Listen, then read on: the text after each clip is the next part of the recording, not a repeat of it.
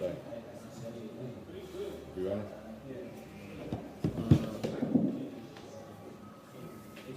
Hold on. Are you sure?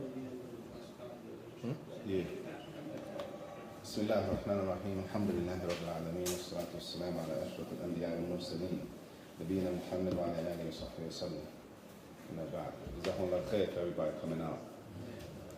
This is basically us presenting information and the goal and the things that we want to do with Imam Muslim Center, Family Center. So it's not like this is not a lecture, you know what I'm saying? It's not a lecture, but it's more or less, what are we trying to do? Who are we, who's involved, and what do we want to do? So firstly, in Baba Tarif, just as we were told that, which is fine, that a lot of people don't know who you are, meaning us, which is not a deal to us, but if you're going to be talking, people want to know who they listening to. So it's not just myself and Ali, but Mufti is also involved. Myself, Ali, and Mufti. So, and we all know, most of us, we know Mufti Muhammad ibn Munir, mashallah, that he don't really need no introduction. Honestly, he doesn't need an introduction. Mufti graduated from Medina, bachelor's in Hadith, and he did his master's in Hadith. He's working on his PhD. But he's the Imam now. He's from Philly, but he's the Imam now in New York, Jamaica, Queens. Jamaica, Queens? Like, he's the Imam now in Jamaica, Queens. I think he's Nasha Ahl Sunnah on the Van Wyck. Ali, next to me, known as Ali Davis. Ali, he's from Philly also, graduated from Imam. We actually went to the same college, Kulliyat al-Qadha, but he was the first one, mashallah, tabarakallah, the first American to graduate from that college, the College of Qadha, which is judiciary studies, which in general, it was under Sharia at one point. It used to be under Sharia, but then they split it and they made its own college. So basically, if a person was a Saudi citizen, like the Saudis, if they want to be a lawyer, they go to Sharia, right? If they wanted to get a job as a lawyer, or not, if they went there for that purpose. If they graduated from the Kulliyat al-Sharia, they would be qualified to be a lawyer. If they went to Kulliyat al-Qadha, the judiciary program, they would qualify, not just right after you graduate, to be a judge. Not that you graduate and you go right into it, then you got to do on-the-job training and all that. So, mashallah, akhuna, he was the first American to graduate from that college, as it was a college by itself. And I studied in the same college and finished, after he finished in the same college, Kulliyat al-Qadha. So myself, Ali, and Mufti, we'll be the ones pretty much, or this is the idea that we had. Why? A lot of reasons. Alhamdulillah, we're blessed to go study, and a lot of us didn't go there to come back and give da'wah, honestly. We thought that we could just go there, learn Arabic, study, and then come back, or not even come back. I didn't even plan on coming back. I went on a one-way ticket. Mentally, I was on one way. I had my family with me. I was good. So a lot of us didn't think that we had to come back. And a lot of students were like, nobody knew they had to come back, that it was expected for us to come back and help. Until the teachers and the ulama, you start hearing them say, well, when y'all go back to your countries and give da'wah. And honestly, at the time, I didn't consider that, they weren't talking to me. I said, they must be talking about, I'm from Philly. You know, we got plenty of students, so they don't need me. So alhamdulillah, I'm good. But another year went by, and you start hearing more ulama say, you start hearing more scholars say, when y'all go back, y'all gotta do this. When you go back, you should do this. Make sure y'all do this. And then the reality hit that eventually you do have to go back. So now you gotta really, you know, mature, and as we say, man up, and look and say, okay, who am I going to be dealing with when I go back? What problems are going on? How can I help? You got to really know the people, like you said, you got to really know the people you're dealing with in order to really help them. So from the advice that we got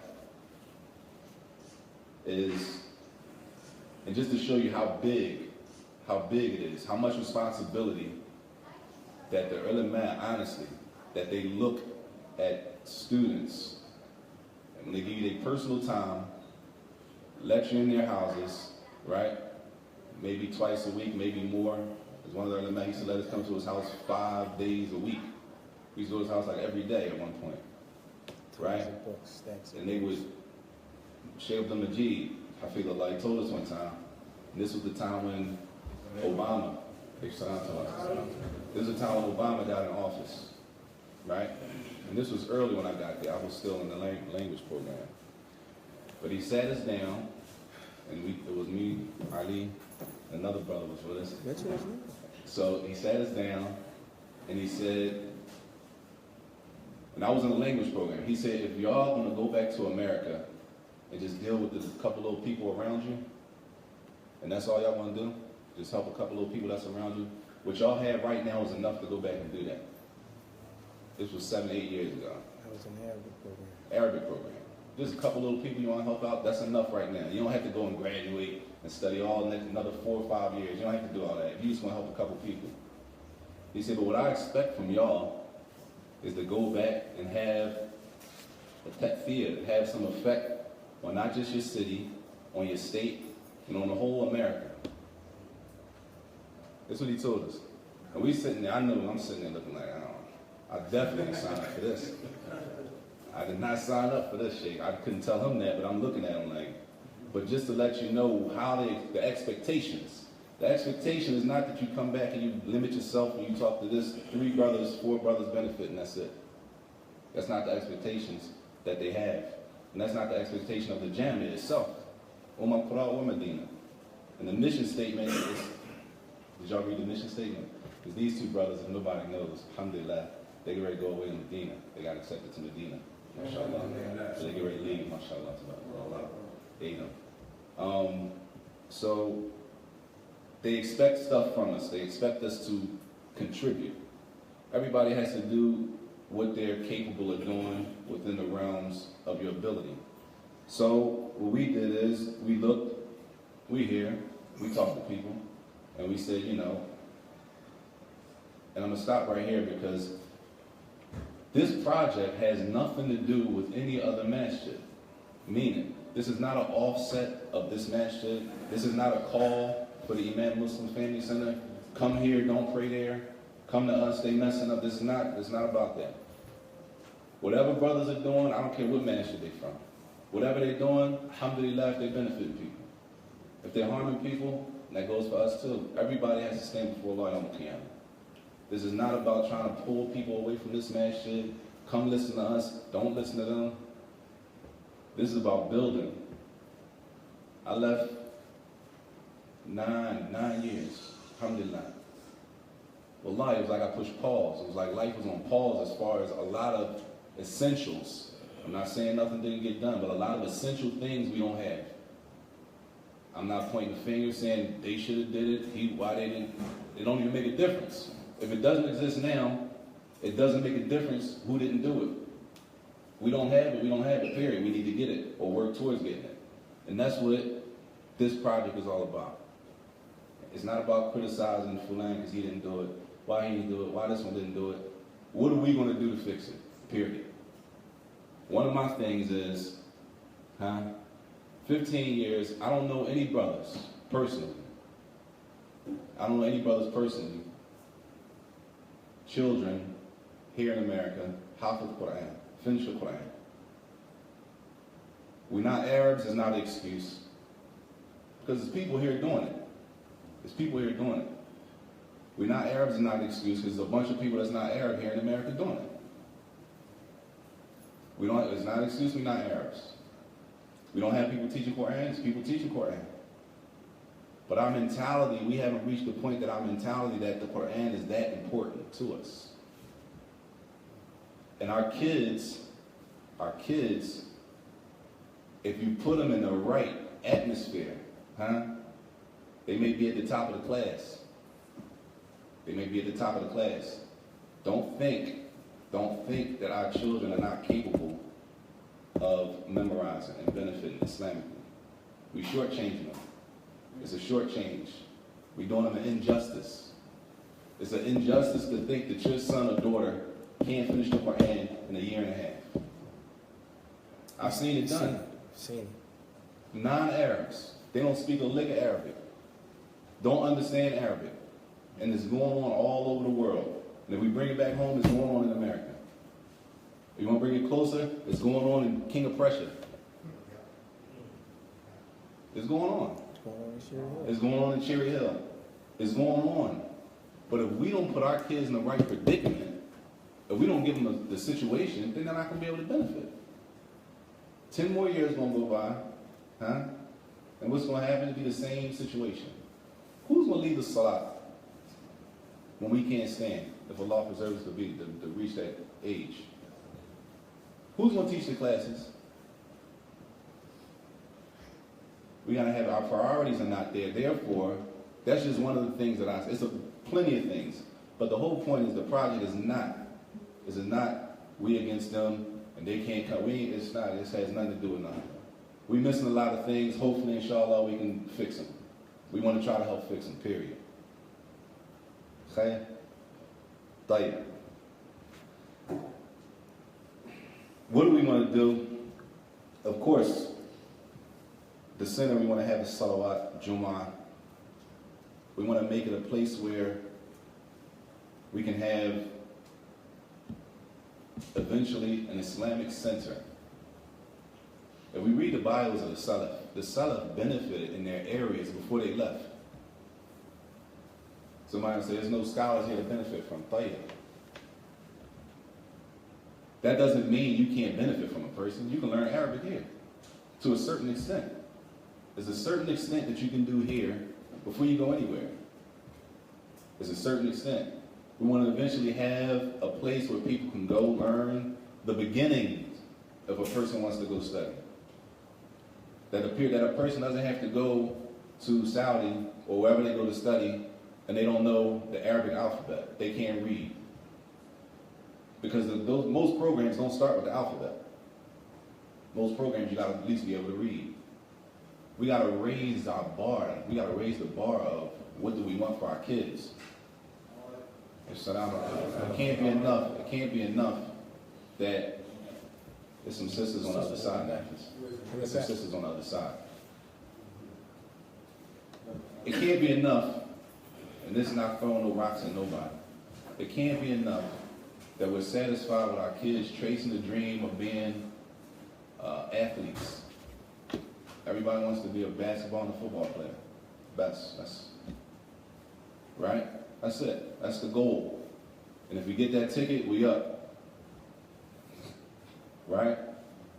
All of us though, all our children be chasing that same thing. Tell you, we need doctors. We need female doctors, so when our women go, we don't have to go. Like, we all know the situation. Our women covered all up, they gotta go in there, and then the man gotta look at them. Like, when do we get tired of that? You know what I'm saying? When do we get tired of our children not being better than us, Islamically? You know what I'm saying? When do we get tired of our children not being better than us as far as the dunya, education? As we didn't respect education. Most people in this room, just by the look, or I know, if you're my age or older, or anywhere close to it, we didn't grow up respecting education. It wasn't decent to be smart. It was corny. There was nothing decent about you being a smart guy, right? Most people. Most people. We know the nerd, right? The nerd wasn't the coolest guy in the school, point, right? For most, which is a mistake, right? Point being, the project is to try to shift some of the mentality, the blocks that we have that's holding us back. It's not a us against them type of thing. Nobody. It's about trying to provide something that we looked and we saw we didn't have and we need to try to address.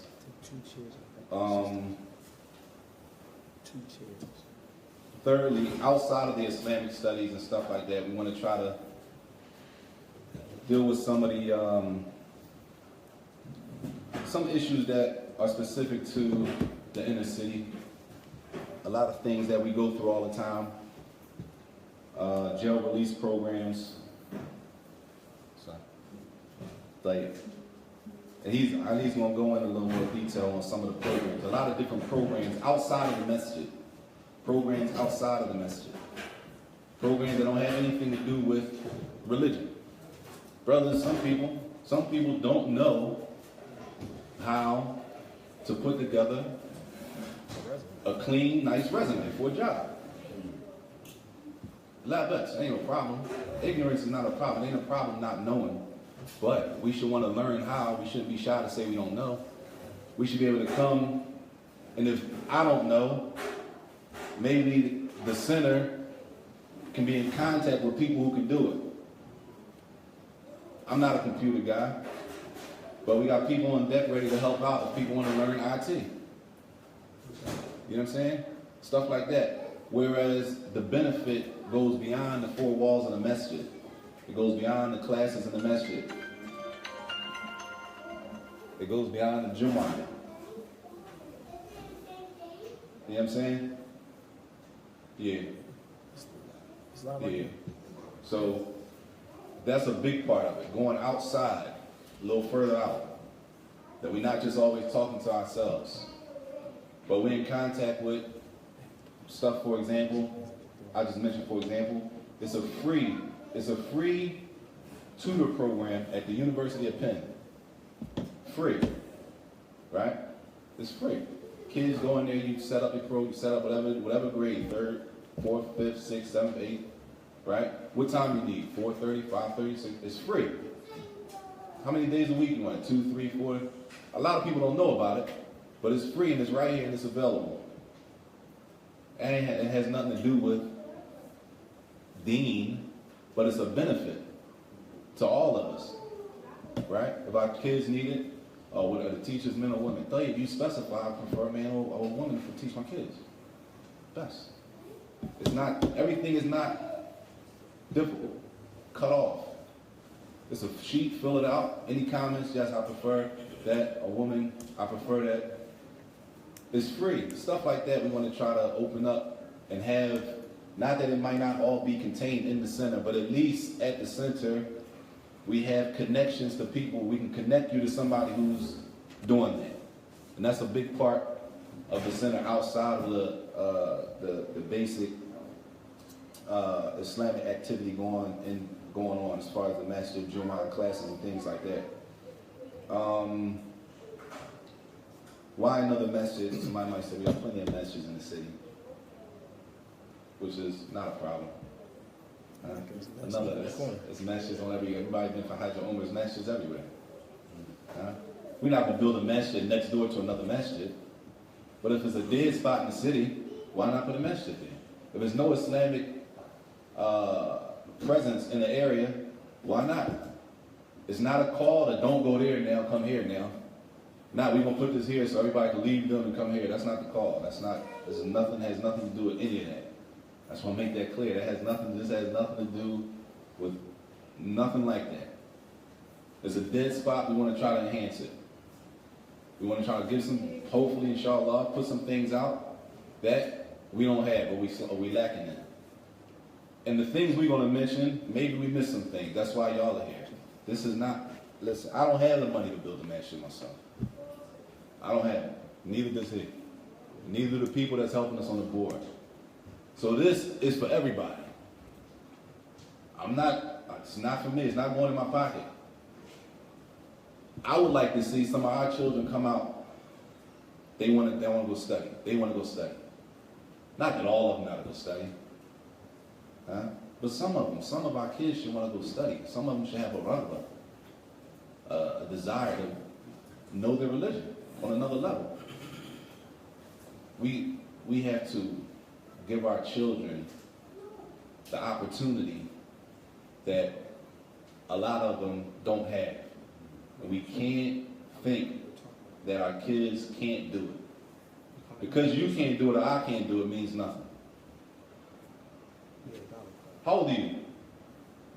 You, young buck. You, how old are you? 8. MashaAllah. 8. He should be done. If we put him in the right atmosphere, he's done in 2 years. 2 years. A year and a half, maybe. Sometimes if you haven't seen it done, it's difficult to like 2 years, you sure? Wallahi, it's going on everywhere.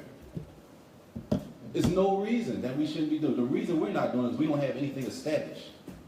We haven't built anything to put Muhammad in that area and say, "Tayyib, yalla." We still arguing about nothing. Then we look up, still have nothing, for the most part. It only takes a year and a half for a brother, Muhammad, at 8, 10. I know people, I know a brother, man, he didn't, his Arabic was like, he struggled through the whole Arabic program. He didn't even, he was a half of the Quran. He memorized the whole Quran. Remember Hassan? He memorized the whole Quran. He was in class one day, sleep behind me. There was a brother walking around on break reciting Quran. The brother's in back and he's asleep. So the brother who's walking around reciting Quran makes a mistake when he's reading Quran. I'm not even paying attention, I'm doing something else. The brother wakes up out of his sleep and says, "Akhta, you made a mistake." So the brother turns around screaming, "How you tell me you made a mistake? You sleep. How you talking about I made a mistake?" Now they arguing in the class, I'm trying to cool it out. So I turned around, I said, "You sleep." I said, "How you make a mistake? You sleep." He said, "Brother, I was asleep, but I heard it. He made a mistake."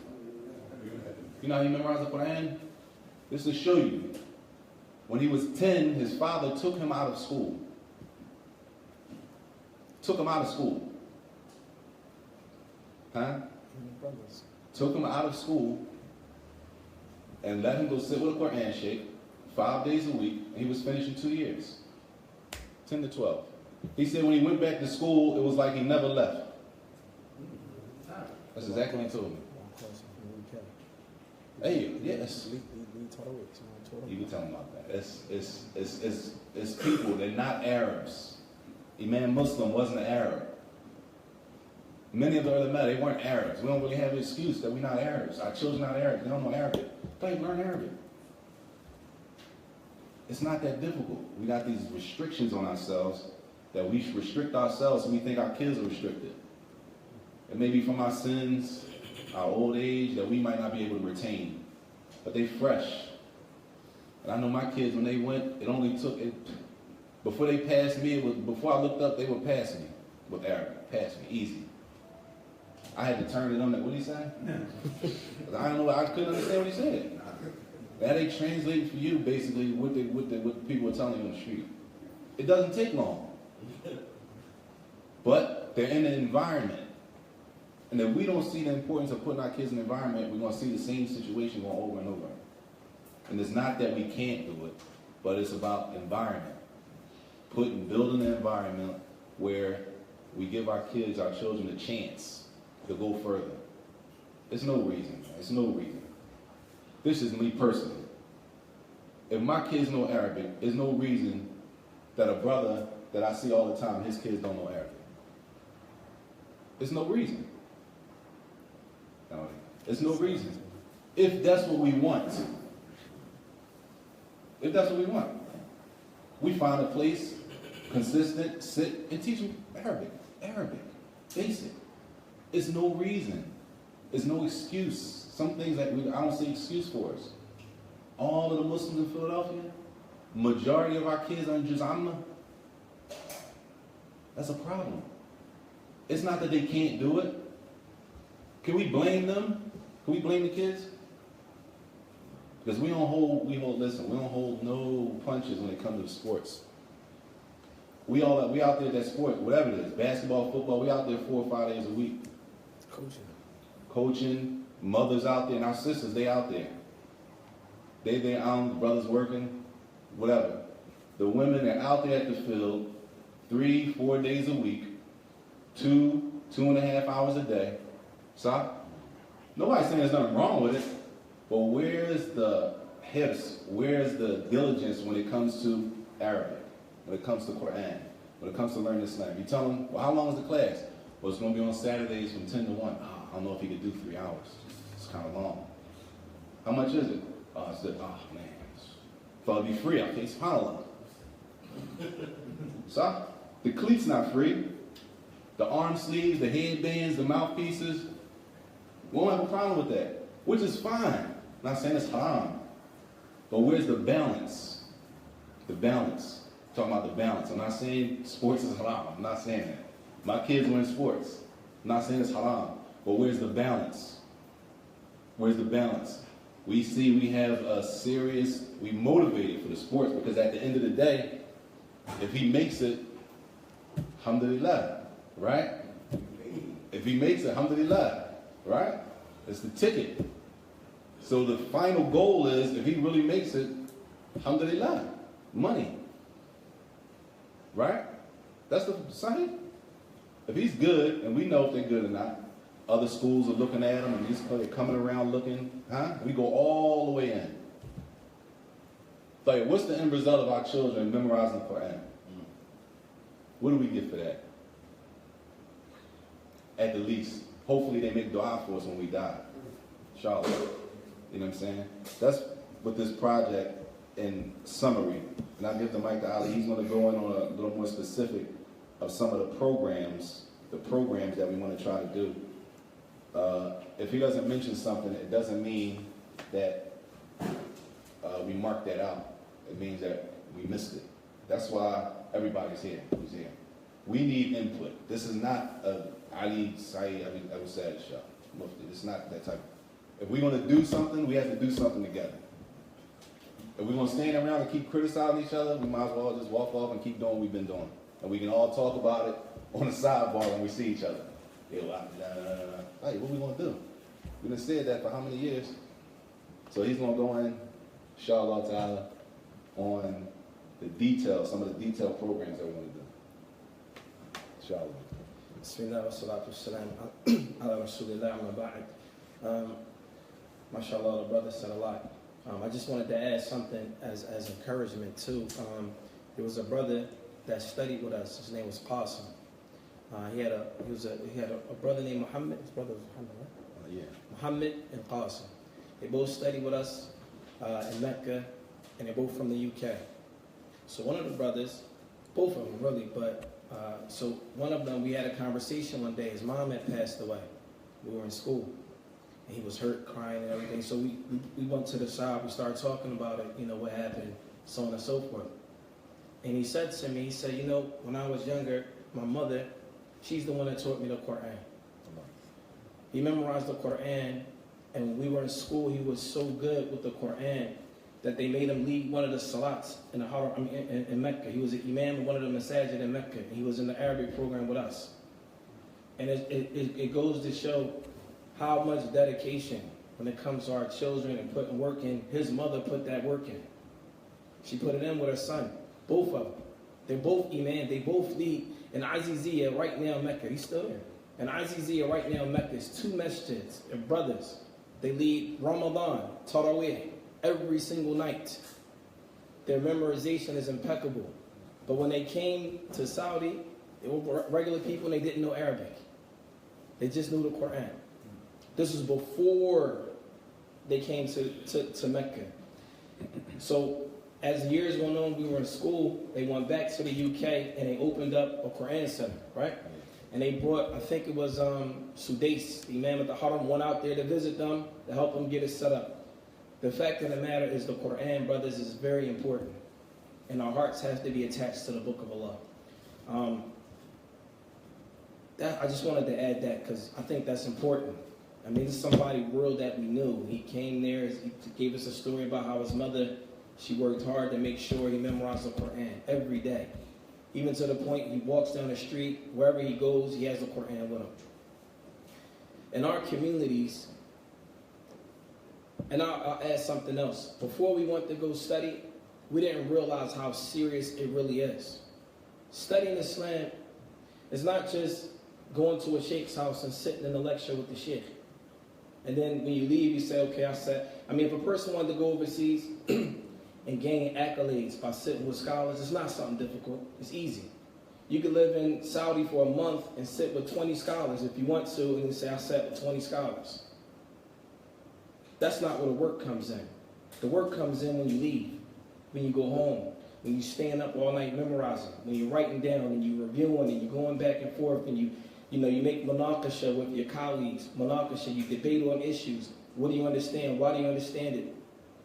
And I remember one day, we were with Sheikh Wasil Abbas, and, we were still in the mentality, we got to ask questions about everything. Ask. And one day he told us at his masjid, he said, listen, and this is no knock on anybody that went anywhere outside of Saudi to study, but he said to us, he said, listen, if you're going to ask about everything, I don't know why you came here to Saudi. You should have went to Egypt and learned Arabic and go back to your country and been a translator. And we looked at him, I'm like, why you say that? He said, because the reality, like what he mentioned, Sheikh Abdul Majid al-Subayr, he mentioned to us, like he mentioned earlier, you study 2 years of Arabic, that's sufficient. You go back, you teach whoever you're going to teach, what you know. But if you're going to take it to that level, you're going to study, you can't ask us every single question without doing your own research. The ulama don't respect that. And so a lot of times when we get the ulama come back and they'll mention something, and it's almost like they're treating us like kids. In reality, we put ourselves in that situation because of some of the questions that we ask, individuals. We ask, why did you spend 8, 9, 10 years of your life studying Islam, and you're going to ask me a question that you could research yourself and come up with a verdict? I can see you asking, is my understanding on this issue correct? I found X, Y, Z. This is what we researched. This is the position I came up with. If the sheikh says wrong, then you have the confidence. Well, why is it wrong? This is why I came up with this. They'll tell you it's wrong because of A, B, C, D. You violated X principle. Okay, sheikh, where's that principle so I can find it? You can find it here, blah, blah, blah. And this is how this is how the ulama teach. And for those that actually benefited from the ulama, they understand that. We don't come from, when you have that opportunity to study Islam, that's what you're doing. You're studying Islam. So there was another sheikh, Hassan Bukhari. He taught us in the Arabic program. And he said to us, he said to me, actually, I was standing in the door one day. And he said, Ali, when you go back to America, what are you going to do? Are you going to get caught up in fitna? Or are you going to benefit your people? And then he mentioned Shaykh al-Islam ibn Taymiyyah, and then he mentioned Imam al-Nawawi and others, al-Hafidh al-Hakami. They were young when they died. And he said, what type of legacy are you all going to leave for your people when you're dead and gone? He said, this is the reality at the end of the day. This is the reality. And then we also had conversations with some of the mashayikh, and they would tell us, do you think that we give you all this extra time just because? Just because? Do you know how many Saudi students, we used to chase down the scholars? Chase them. Sheikh Wasil Abbas fleed us for a whole month and a half before he gave us a class. Right or wrong? Fleed us. No, come back next month. We come back next month. No, come back next month. Sheikh, we pleading with you. We're from America. We need to get this knowledge. Sorry, fine.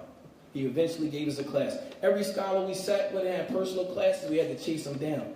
And when we chased them down and we talked to them, they opened up and they said, listen, now mind you, we're not the only students overseas.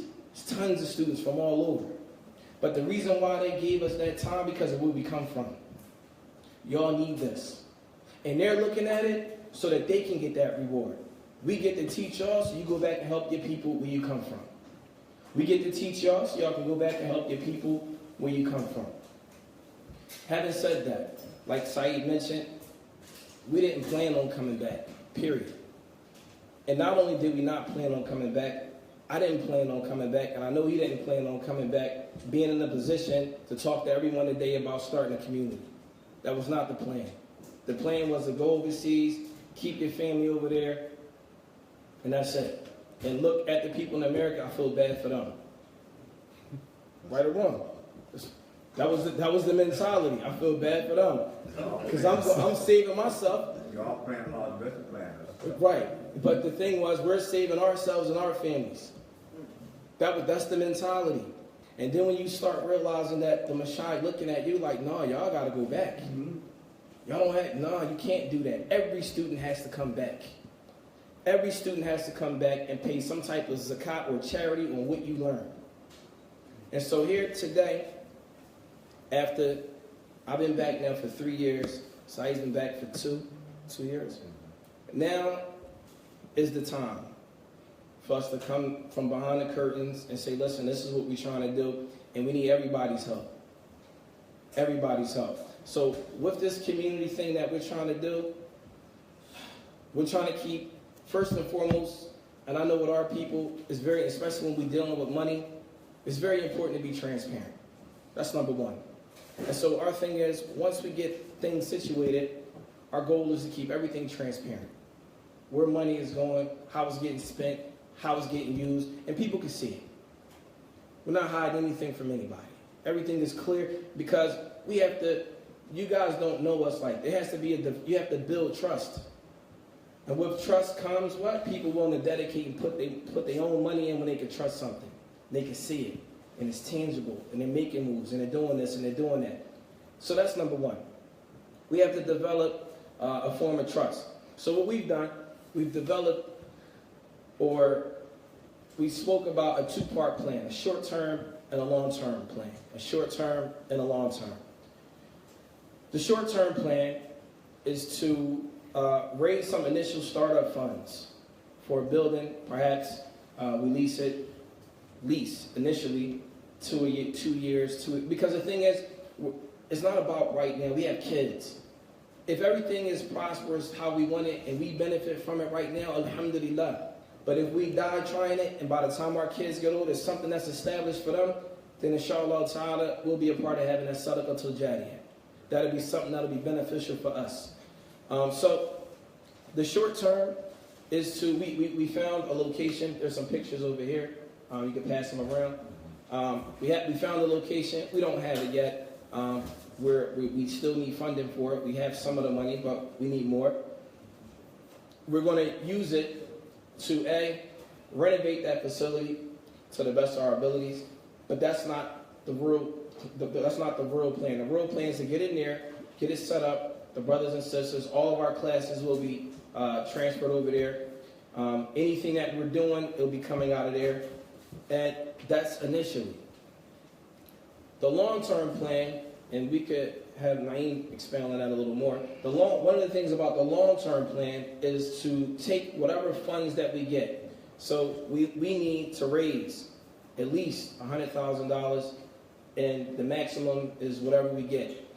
One of the reasons for raising that money is so that we can use that money not to purchase another masjid, not to purchase a building, none of that.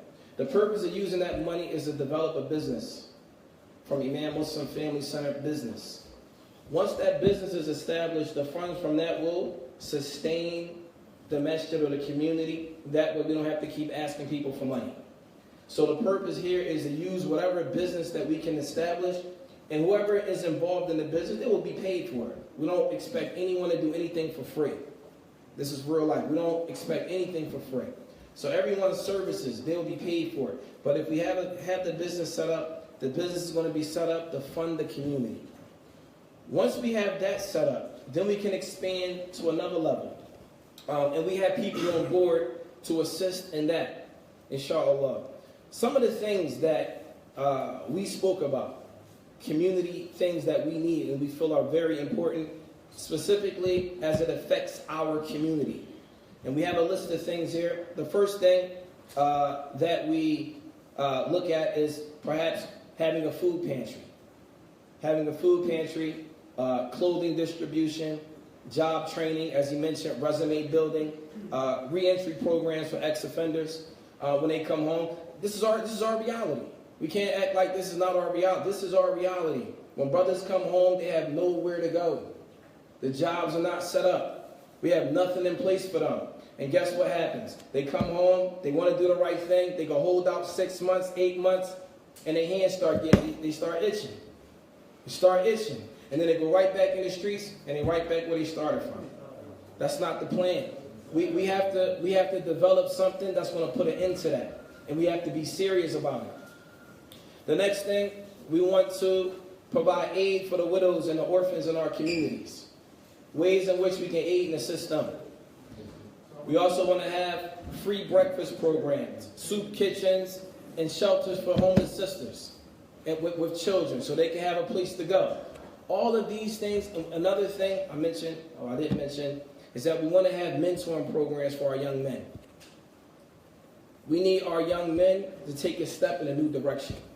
And it starts by leadership. Men have to be men. We have to lead by example. We have to lead by example, and we have to show these young guys. We got, we plan on having a lecture in another month or two. When's that, next month? Yeah, next month. Next month is a father-son lecture. Father-son, bring your sons out. Let's talk to them. What's their game plan in life? You want to be a doctor? Okay, who do we know that's a doctor in the Muslim community? Let's link them together from right now. Let's link them now so he can have mentors. You want to be an engineer? Who's an engineer? Yalla, let's go. Get with this young brother right here. Get his number. Mentor him. You want to be an IT, whatever you want to be, software engineer? We have software engineers in our community. They don't come around, but we have them. Let's go link them up. This is what we have to do. Once we establish that, when these young men get older, they're going to give back to their community, and then it's going to build. This is not an overnight thing. This is something that everyone has to put their hands in and get dirty. Enough of talk. We do a lot of talking. We're good for talking. We're good for getting everybody hyped up for a nice little talk, sensationalize everything. It's starting from the muscle. We got to get our hands dirty, and we got to work. And so that's in general some of the things that we wanted to discuss. And then with that, we're going to open up the floor. We're going to open up the floor for everyone here. If you have questions, put them out. And be open. There's nothing off the table. Everything's on the table. Totally transparent. Let me say one thing for the questions. All right. Before the questions, everybody that's here right now, it's not 1,000 people in here. We don't need 1,000 people. If we're sincere, if we sincerely want to do something, this is not my thing. It's not his thing. If we're going to do this, it's going to be our thing. That means we have to put our time in. We have to put up our money. We have to put up our personal time where we could be asleep. But I know the Marcus need something. The family said we need something. The kids' class can't run if I don't get this thing. If we're going to do it. If we're going to be involved, we don't need 1 million people in here. We don't need it. We need sincere people who want to do something. That's all we need. And we need to make sure we're sincere. Make sure we're sincere. It's not that many people. We don't need 1 million people. But we need sincere people. We all got to be sincere. And we all have to work together. And it's really, really, really that simple. If we want to do something. If we want to see something, we have to put the work in. Just like everything else that we do that we want.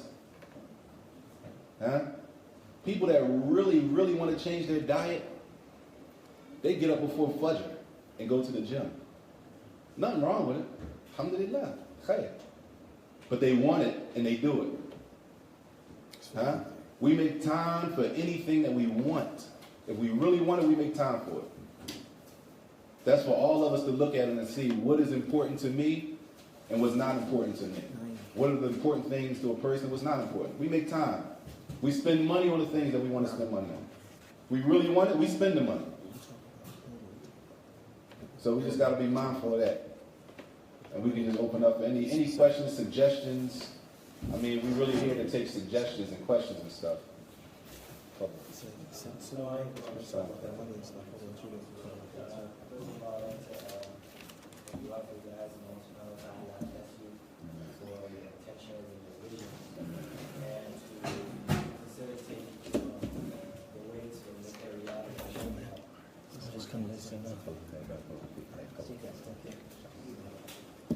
Saajid, you mentioned the idea of that's something personal can bother you because it's something that's really missing in the community. Like we don't have qualified people, youth, to lead Salat when Ramadan comes. So we're forced to, send for from the outside. It's like, it's taxing.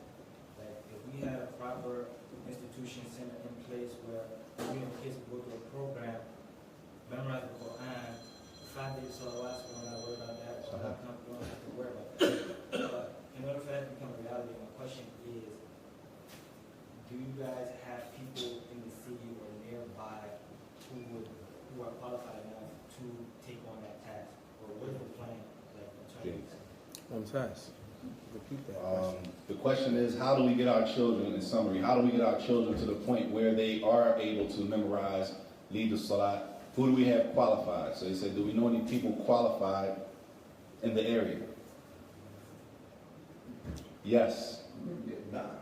Yes, there are people qualified. There are people very close in this room right now. I won't, you know, but he knows who he is. Allah preserve him. And there are people outside of this room that we have personal contact with. But you gotta understand, people who follow the Quran, they're serious. They're not gonna dedicate their time to people who are not serious. Meaning, how old are you, young buck? You 8. Like, if he's 8, it's not a shot at you. It's not a shot at you. But if he's 8, he's not driving to Quran class 3 times a week. He's driving. The 8-year-old is not driving to Quran class. It's the parents that are going to drive. It's the parents that got to be in the house making sure he's doing review. If he's showing up in front of the sheikh 3 times a week and you didn't do your dullest to sheikh, like you playing. They're serious. People, Father, they're serious about teaching. They don't mind doing it if you're serious. If you're serious, they'll do it. But we have to have the mentality, is it that important to us? And I mentioned this. Some people like it, some people don't. When I prayed behind Abdul Razak, and this is not my son, Tahir's son, Abdul Razak, and he's leading Tarawih. Abdul Razak is leading Tarawih, and his father is standing behind him in the first row. I felt it, and I can't imagine. You imagine your son leading Tarawih, and you standing behind him? What type of joy and honor in the heart? Or even him? MashaAllah. I forgot. Mu'adh leading the salah, and the father standing in the first row. And it didn't really hit me until Abdul Razak made that dua at the end when he says, "Oh Allah, save my parents from the hellfire." That's when it really hit me. But if that's not important to us, we're going to keep doing the same thing. We're going to keep doing the same thing, and we really don't have an excuse for our kids not to be fulfilled like that. The whole world's doing it. So yes, there are people very close, and there are people in the immediate area who, if we're serious, I don't have any doubt they'll come down to help. But one thing for sure, we can't go to people and ask them to dedicate their time, and we don't have people with us that's serious. Because now they're going to be looking at us like, what are you doing? Like you brought people up here, they're not really. And I'll tell you one more thing on this question. The program that we had our boys in Mecca, and this is a part of it, and this shows you it's about mentality. They would take, what's your name? Musayyid, mashallah. Muhammad in the back, right? Muhammad? That's you, Muhammad? They would take Muhammad. Muhammad came to class the first of the month, right? So Muhammad came to class before Musayyib. Musayyib started on the 20th of the month, any month you pick, January. He started January 1st, he started January 2nd. January 20th. Everybody with me? 20 days in between, 19 days. By the time Musayyib comes, Muhammad is his teacher. You with me? Muhammad is teaching Musayyib when he comes. Because Muhammad is built to a point where, no, he's not a sheikh, he doesn't know everything, but he's able to teach this portion that he needs. Now Muhammad feels the responsibility of how I got to carry myself as a teacher. Muslim, learn in an environment, all right, come over here, no, sit like this. No, you can't do that, no. And then when he's done with Musayyib, Muhammad goes back to being a student in front of the sheikh. 20 days later, Musayyib is teaching. That's the program they had. And mentally, it builds them. It's a build-up. And this is just from observation. I didn't even write it down. I'm just sitting there watching. And it works. And it is not rocket science. It ain't rocket science. But it does take work. People got to be serious. People got to see what the end goal is. Allah. The next question. Now, Fadla. Alaikum salam wa rahmatullah. My question is, why the name Imam Muslim Family Center? Why the name Imam Muslim Family Center? I wish Mufti was here. Because Mufti chose the name. Honestly, Mufti chose the name. And one of the reasons he said all around the world, we know Imam Muslim's not an Arab, right? Huh? We don't have it. Imam Muslim, Sahih Muslim, is not an Arab. Tayyib. It's not his first name, he's not an Arab. Do we have an excuse? Do we have an excuse? Huh? Anybody find us an excuse? We don't have an excuse. What is important? We're not Arab. We're not Arabs. We can't memorize like that. That's a cop-out. Yep. That's a cop-out.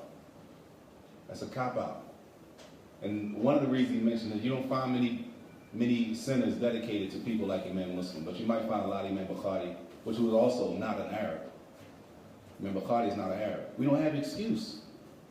Sheikh Al-Albani, Arab or not? No, Not. What excuse do we have? We come with excuse after excuse. We're not Arab. Oh, they're not Arab. Well, how much is the class? Oh, it's too much, huh? What day is it on again? Nah, I got to do this one. You know, we always got something, except for the things that we really, really want to do. But those are the reasons. Those were from the reasons. If he was here, he would give you a more detailed answer. Just to add to that, so the Imam Muslim portion, Mufti came up with that. And the family center part, why the family center? Because it's about building up our families. We have kids. We have children. They watch, they pay attention, they learn. And then they grow up, and then they're going to have kids, and then they're going to learn, and so on and so forth. What are we doing to establish that? And so one of the things we mentioned family center is because we feel like family is important. We can't, our center, inshallah ta'ala, we're not just going to cater to the needs of the brothers, but we have sisters in the community as well. And sometimes a lot of the women feel marginalized. A lot of them may feel like they don't have a voice or they don't have any input. And so family consists of everybody. Everyone is important. The brothers, the sisters, and the youth. Everyone is important, and everyone has a voice, and everyone has a stake in us. Now, Like I just mentioned, also, one of the things we want to do is reach out to the non-Muslims. They call them New York street dawah, hitting the streets and all that, more active in calling the non-Muslims to Islam. Somebody asked a question, how can we assist if we don't live in Philly? We want you to be successful. I mean, if you don't live in Philly, first you make dua for the project. If you can send us money, donate money, I mean, honestly, the building's not going to pay for itself. The electric bills not going to pay for itself. The speakers to run for classes are not going to pay for itself. You know what I'm saying? Paint on the wall, paint, we have to buy paint. It's real. So I don't have it. I can put something to it, but no individual that I know, if you do, alhamdulillah, but it's not an individual effort. If we all in, we all in. And that's what we need everybody on deck.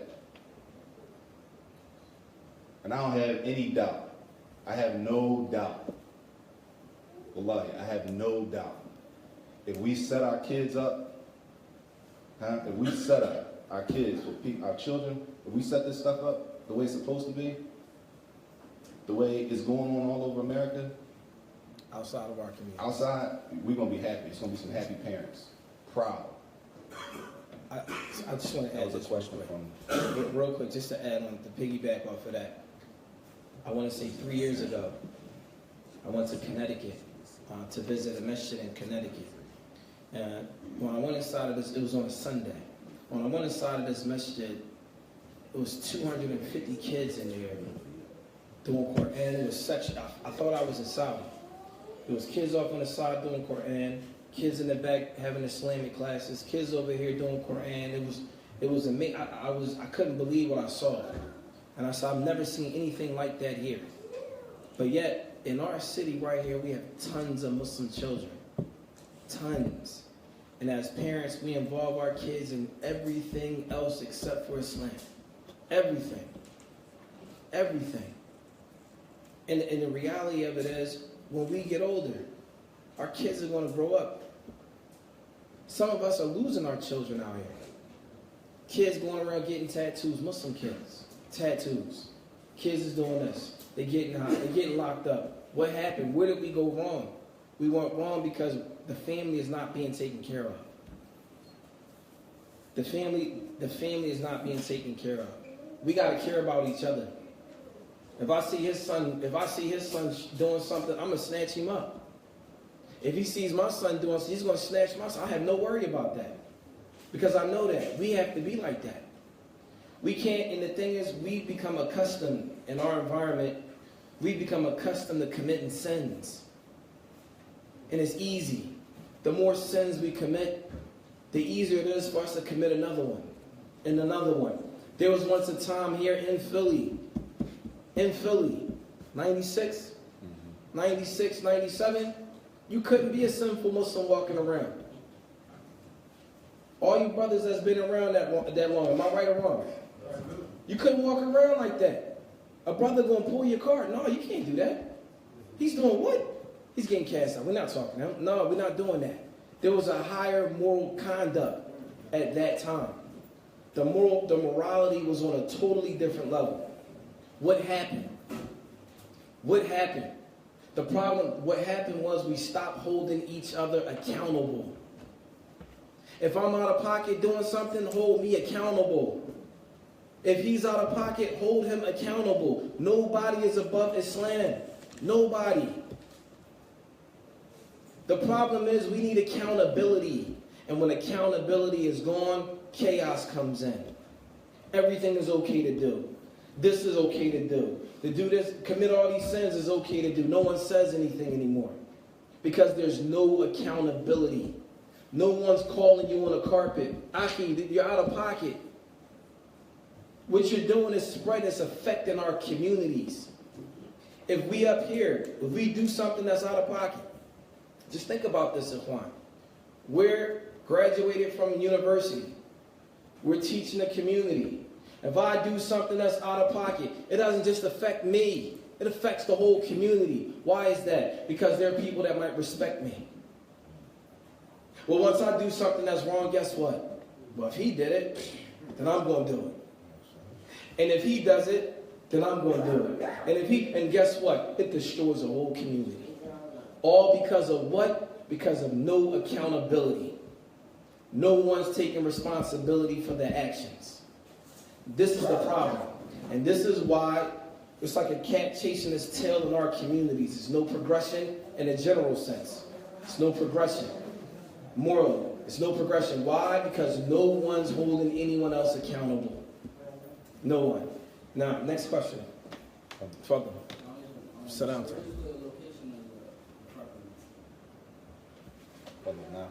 The location as of now, these pictures going around, is on Lancaster Avenue between 40th and 41st.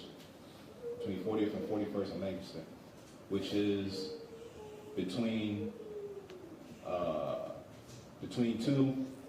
The next closest masjid is on Gerard, Masjid Salam. After that, Jamia.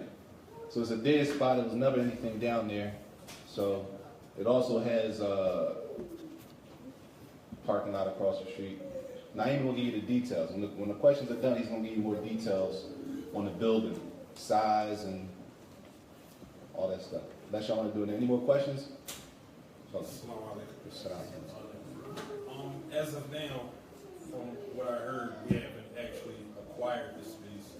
Is there any type of agreement set up that, say, for example, if a business decided, hey, we want that particular building, do we have any type of agreement set up that until we are ready to financially secure the building, that's in place for us?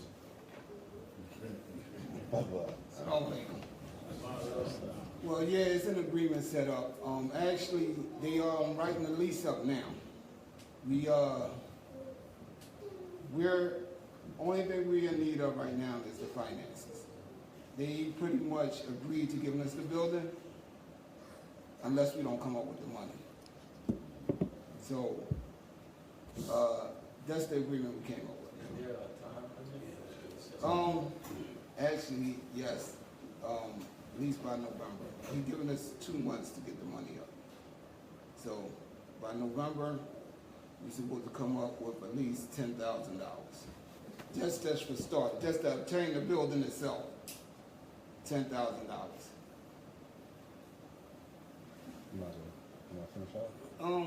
Actually, in the building, the size of the building is 4,110 square feet, so it's a big building. It's a nice size. The layout, as far as fixing the building, is not too much. We need, if you go inside of the building, actually, I can try to set up a date where if anybody want to come down and look at it, we can all go inside of the building, look at it. Anybody got any ideas, want to donate any type of material, time, anything like that, y'all more than welcome, because like the brothers were saying, this is not for us. It's for everybody. Everybody can participate into this building. We need time. We need manpower. You know what I mean? Many men make light work. So it ain't just for one person to go in there and say this and that. But we will have qualified professional workers in there working with us. What's the exact deadline again? November the 1st. November the 1st. Yeah. All right. And one of the questions was how much is needed for the building? Well, to obtain the building, we need $10,000. All right. Okay. Right. All right, sir. We have some money. We don't have quite $10,000. That's why we asking the people for some assistance. No. Any other questions? Okay. I know you all had mentioned once the building is acquired to maintain it, you wanted to start a business. What type of business ideas did you have? Excellent. So one of the business ideas that we thought of, and this is open to the community. This is not us, but it's all of us. One of the things we thought about, if we acquired that spot on Lancaster Avenue, was open up a cheesesteak restaurant, halal cheesesteak or something like that. Maybe a pizza restaurant. Maybe something that we could do that's going to generate income. And if anyone else has ideas, like the floor is open. You know, we have some businessmen in here that say, no, you know, it might be better to do this or do that. The object is to develop income so it can be self-sustaining.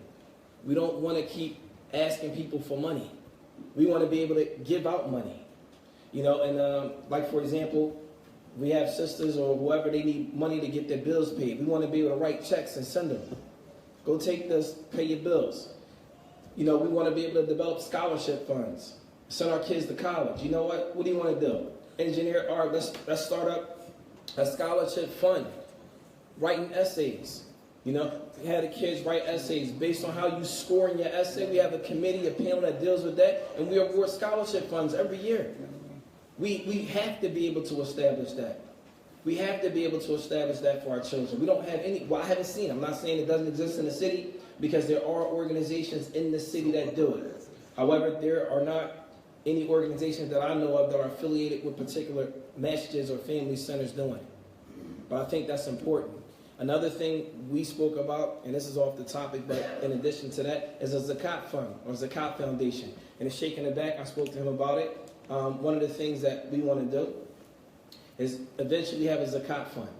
And the Zakat fund, we know how people are funny about giving out money, you know, tracing and all of that, but we have a concept that we've been speaking about for quite a few years now to assist in people paying Zakatul Mal, meaning Zakat on their money, and having things set up, have applications filled out so we can administer Zakat funding to families that need it on a consistent basis. Zakat, Ikhwan, this is very important. This is from our deen. Yet how many brothers are paying Zakat? How many people even know anything about Zakat except for Zakatul Fitr? Zakat al-Fitr is during Eid. I mean, after Ramadan, but there's a whole nother zakat that has to be paid. And so the thing is, we're working. We're trying to get all of those things together now. Any other questions? Naam, tfaddal. So the businesses you're talking about that's going to generate money, are these businesses going to take up the space that's allotted for the family center? No. Good question. So, let's say, for example, we have the family center. We'll get another location to run a business out of it. That business, the funds for that business will pay the staff that's working there, because we don't expect anyone to work for free. They're going to get salaries, respectable salaries, or however, whatever the going wages for that particular thing. We're going to make sure that happens. And then the funds from that is going to fund the masjid, fund the community. And then from there, we'll develop another business. The reality is this, brothers. We got to think outside the box. We have to take it to a whole different level. We don't want to be every day after the salat with a bucket. Brothers, we need money. We need money. We need to develop something so that our community is self-sustaining. We can give instead of getting all the time. We can give. And maybe open up different businesses. So then we can do other things. We can eventually open up our own schools. And somebody asked a question. I hate to go back. Someone sent the question. Syid mentioned that when a lot of the people went overseas, they already had knowledge.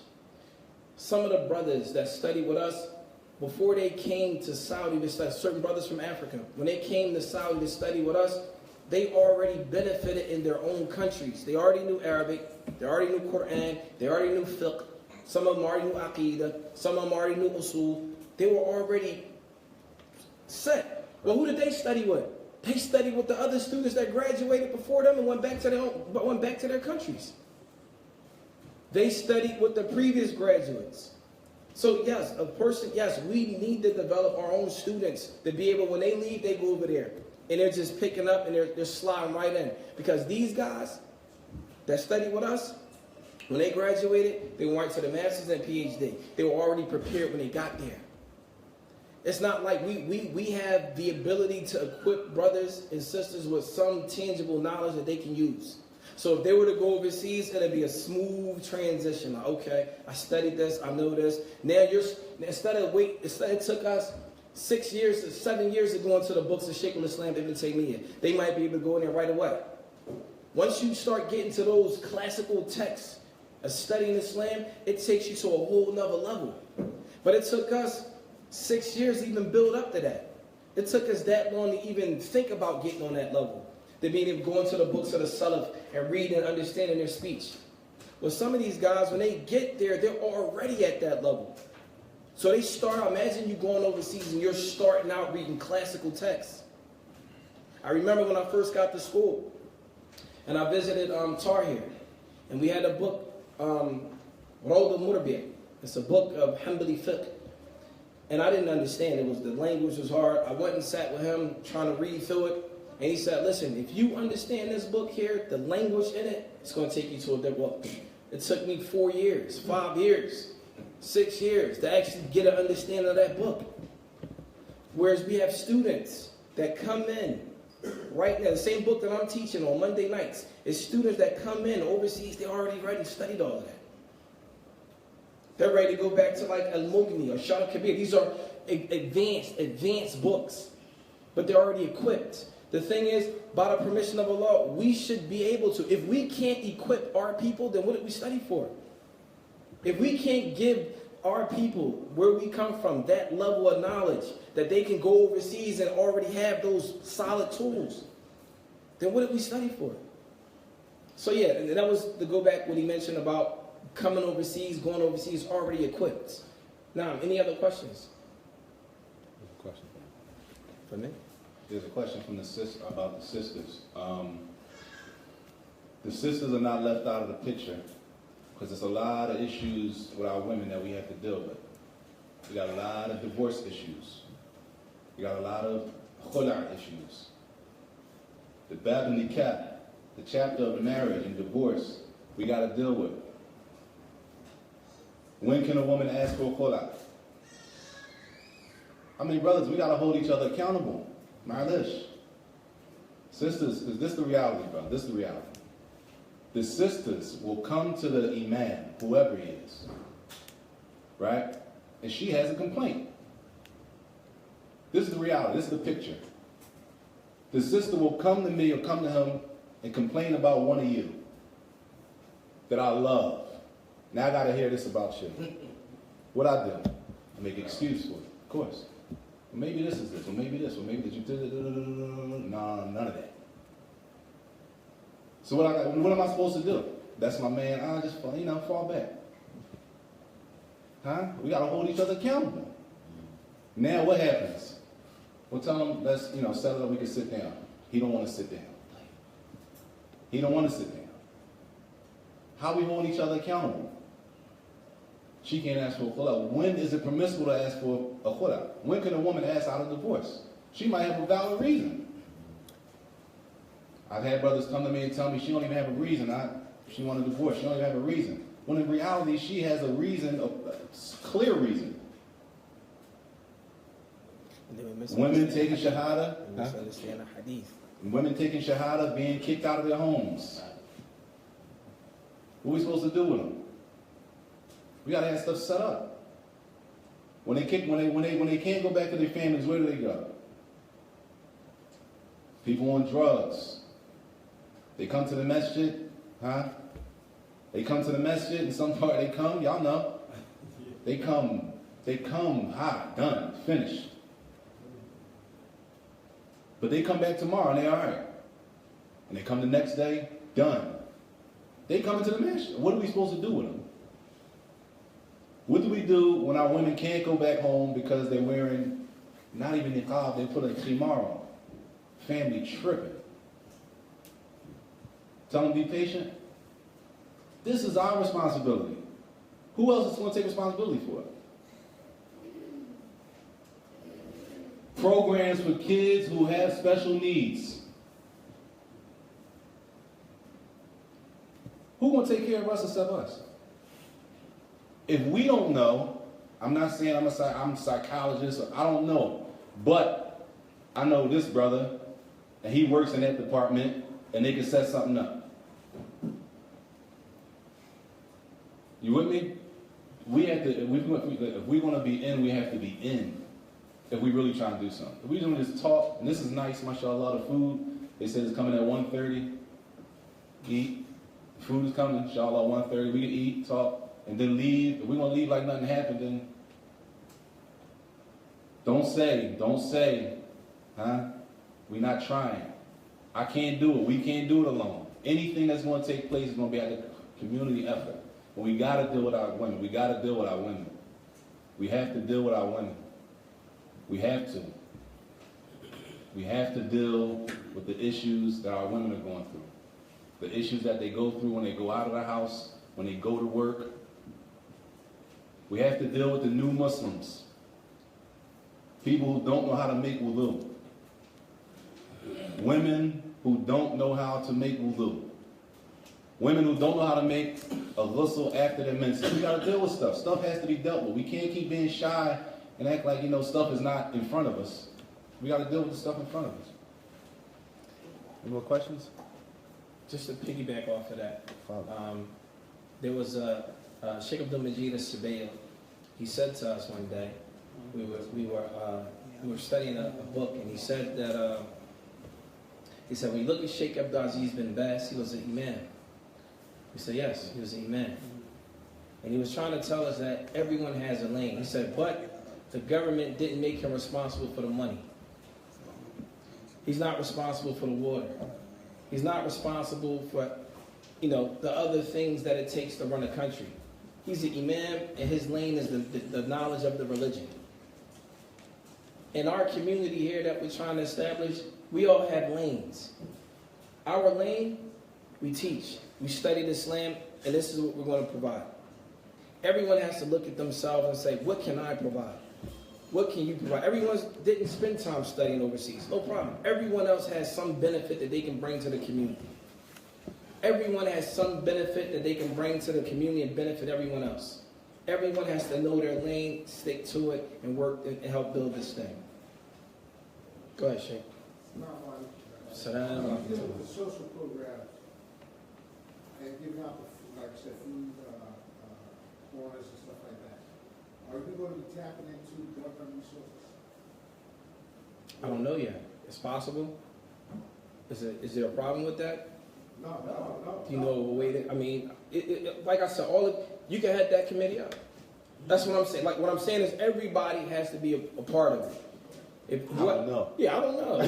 If you I know you're a cook, though. I know that's your lane. That's why I know that's your lane. That's why I said that. If you want to run that, you can run that. You know, the thing is, we need everyone to know their lane and work in their lane.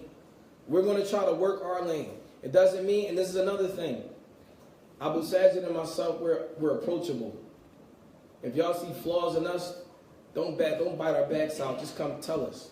Look, man, you did this wrong, that wrong. Inshallah ta'ala, you won't find us being arrogant, and you won't find us saying, no, I'm not going to take that. If y'all see us doing something that you don't like and you think is wrong, come talk to us. We're your brothers at the end of the day. Love for your brother what you love for yourself. No. All right. Go ahead, Sheikh. So you touched on a little bit what I was asking when I asked a question about why the name Muslim Family Center, about the Family Center having the thing for special needs students. You got the Quran, you got stuff for the women, for marriage. My brother had asked, are you going to have someone qualified to teach Quran? And the other things like the social service things like the marriage. Are you going to have someone designated and qualified just for that? And how do you divide up the space? Because if you have someone coming to the center that needs that attention right now or have an appointment to deal with that class or that individual, is there going to be a space available while they're doing Quran upstairs or down the hall they're doing this, and down the hall they're doing this? So here's the thing, right? Right now, it's not in place yet, but it's not a necessity that everything you mentioned is happening all at the same time. We have 24 hours a day, 7 days a week, and everything has a schedule. So perhaps what you're saying, we can designate time for this particular group, designate time for that group. With regards to marriage and divorce and et cetera, we actually studied that in detail. I'm not saying we're the best in that lane, but we have some information and some knowledge pertaining to it. If there are others that are qualified to deal with those issues in our communities, then we would like to talk to them as well and see what they have from the Sharia standpoint. But outside of that, I mean, we actually studied that. That's not something that he nor I would even want to delve into, but it's a necessity. It's a necessity and it's an obligation. And if we don't, I'll give an example. Even when he mentioned the issue about a khul'a, a woman asking for a khul'a. There are other cases where perhaps the brother won't grant the sister a khul'a. Then we have something else. If we were living in the land of the Muslims, they would go to the judge.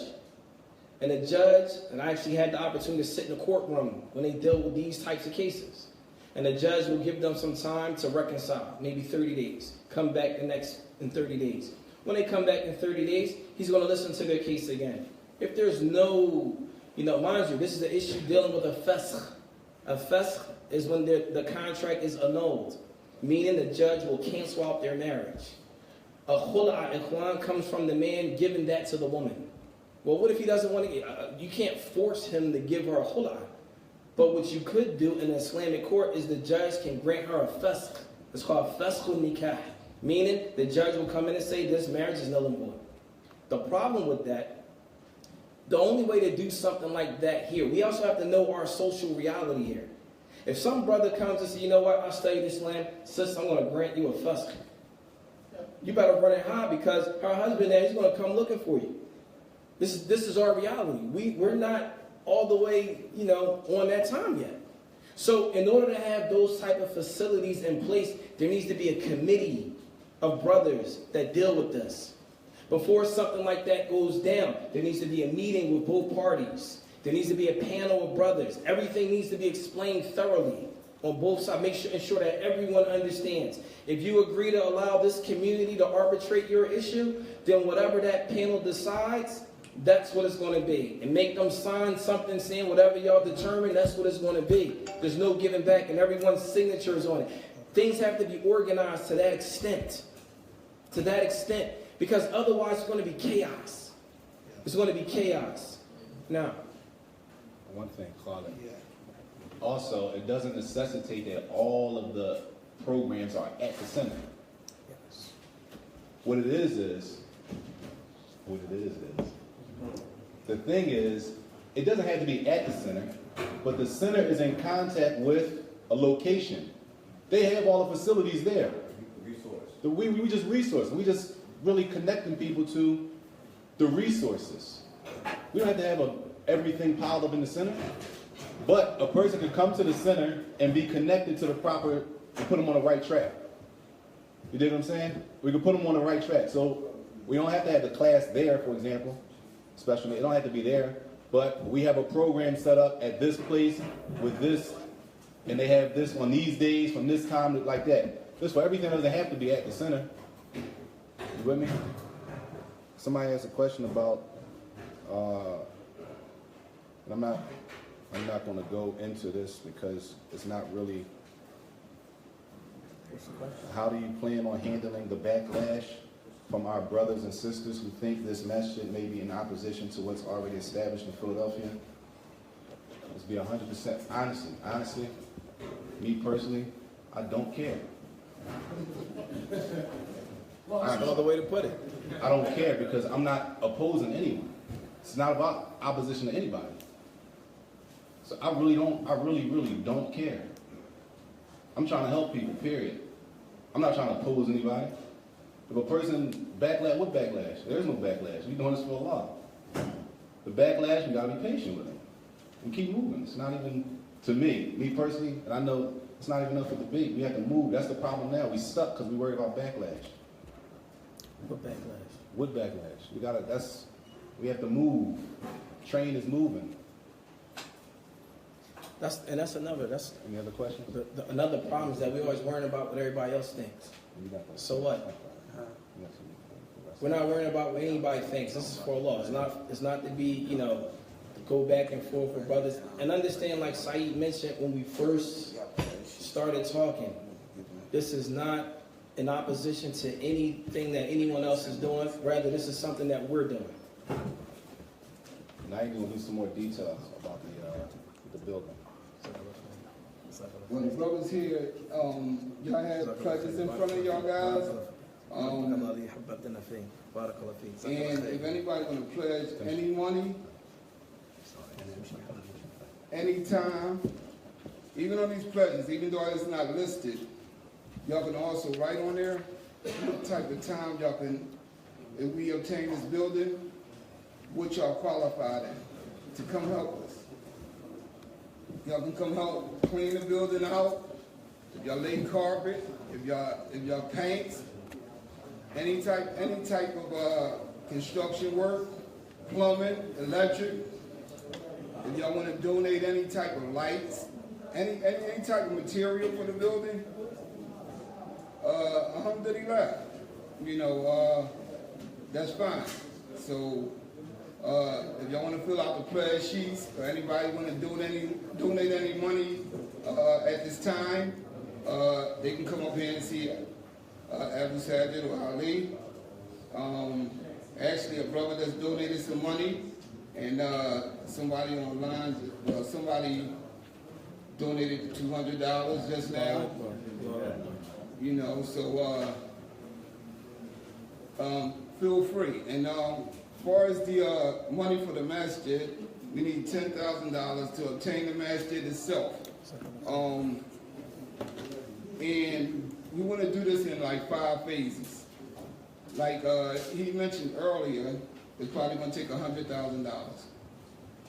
So we want to do it in 5 phases, which is $20,000 each phase, meaning carpet, lighting, heat, and the lights, things like that.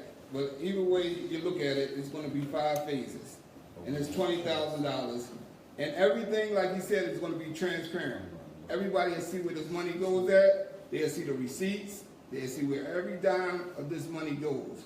We're not hiding anything, so everybody know this is your community as well as mine. Everything will be seen. Everybody know where every dollar goes at. Is no problem. Any questions on that? Anybody have any questions about that? No questions about that. I had another question though. Okay. So, the family center, is it gonna be like set up like a masjid, or is it gonna be just like a community center? Is it gonna be like, the reason I'm asking, it's gonna be like established Jumu'ah and on like that, classes, possible schools, stuff like that? Yeah, actually, it's going to be. He can answer that question. It's going to be, mind you, not everything that we're talking about today is immediate. Some stuff is down the line, some stuff is immediate. Immediately, once this renovation and stuff and the building doesn't really need a lot of work. It's kind of just like walls and floors, really nothing in there. Stuff needs to be touched up, right? It's not really heavy work, but immediate, the classes will be down there, Jumu'ah will be down there. School, like this is the thing, we're not going to pile. The family center is more of a mentality than the actual building. You with me? We're not going to pile everything into that building.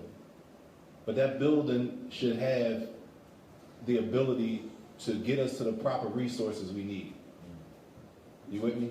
Everything will have to be in there. Yeah, it's going to be classes in there, Jumu'ah in there, classes for the sisters and stuff like that. The building is big, so it's big enough to section off areas for specific things. The sisters were talking about a room, like a playroom. You know, you got the classes going on, the children running around. Maybe have a little room for the kids to be in, so they can benefit from classes and stuff like that. Which is big enough for stuff like that, but it's not big enough just to put every idea we have in there. It's not that big. We could work towards something like that.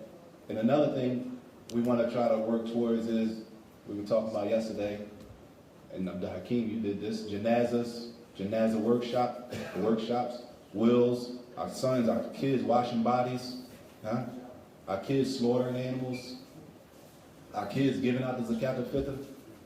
Like, we gotta be, you know, it has to be, we gotta build, and that's gonna take trust. We gotta trust each other. We don't trust each other anyway. We gotta build trust to trust each other. So we can do that stuff together. We go slaughter together. But just to answer your question, it doesn't necessitate that everything is gonna be in there. But bottom line, we should have the resource. I'm just looking around the room. There's people, a lot of people in here with a lot of different, I'm sorry, shit. You went to the 5 salawat? Yes, inshallah. Want to do the 5 salawat and Jumu'ah for sure. The classes that he's giving at Wasatiyah will be there. The classes that I give, everything will be there. We'll just move everything there. And Mufti will be involved. It won't just be us two. Because we want to build something to lab that we know. It's a bunch of students. It's a bunch of students who honestly, and I'm not even going to go into it. I don't even want to waste time talking about it.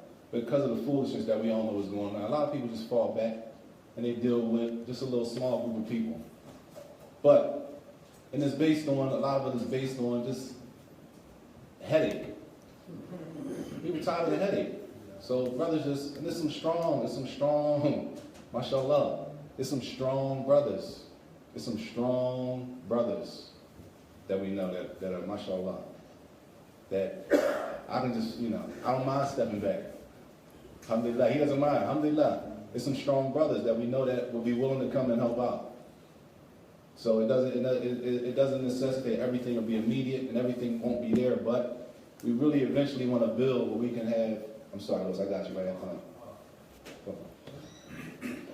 Once the building is obtained, how soon will classes and everything happen?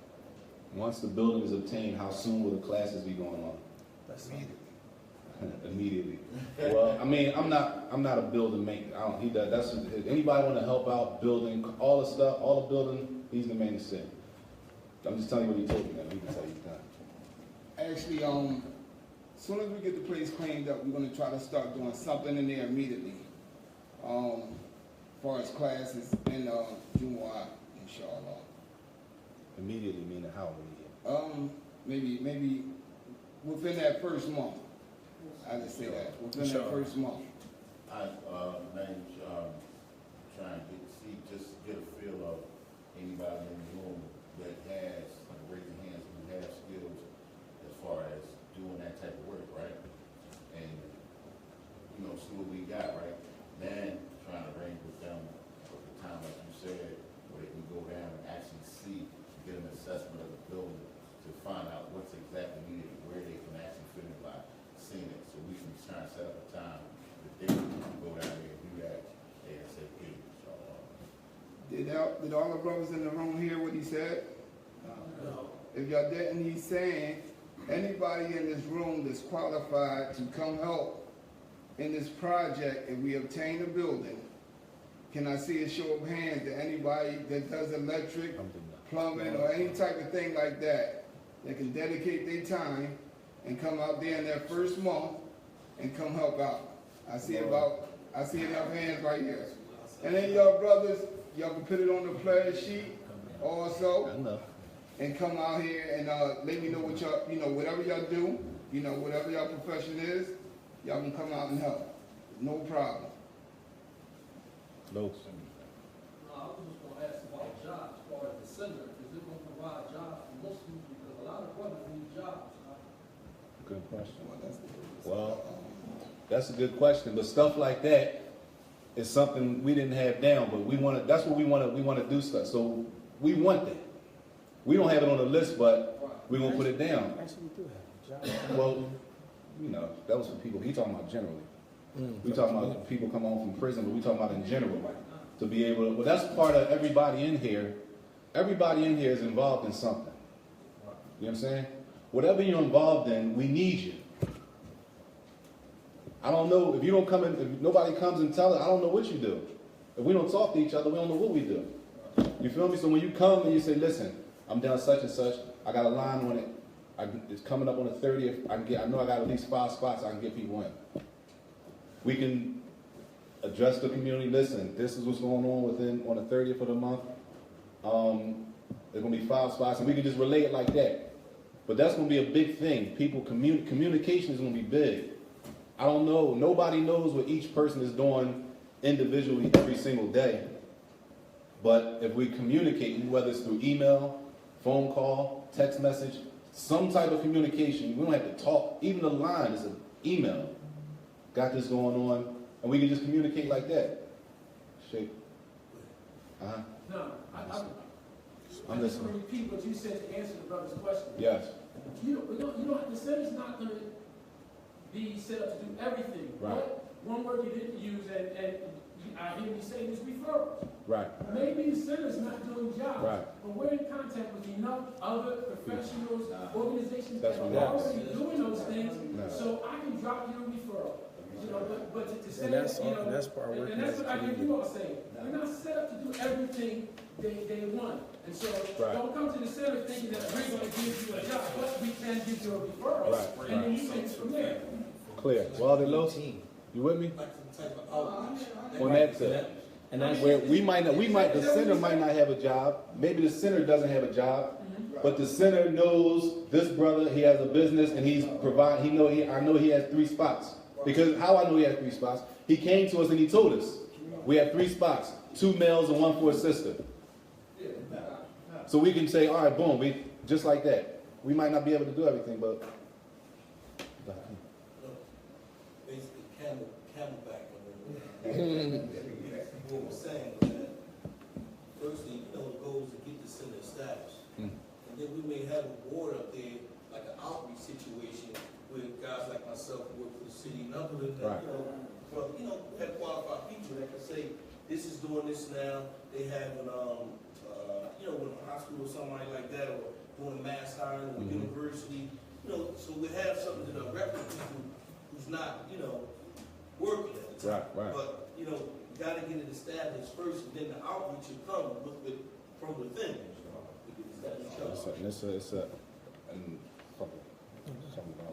Like the brothers in here that said they got profession in certain areas, right?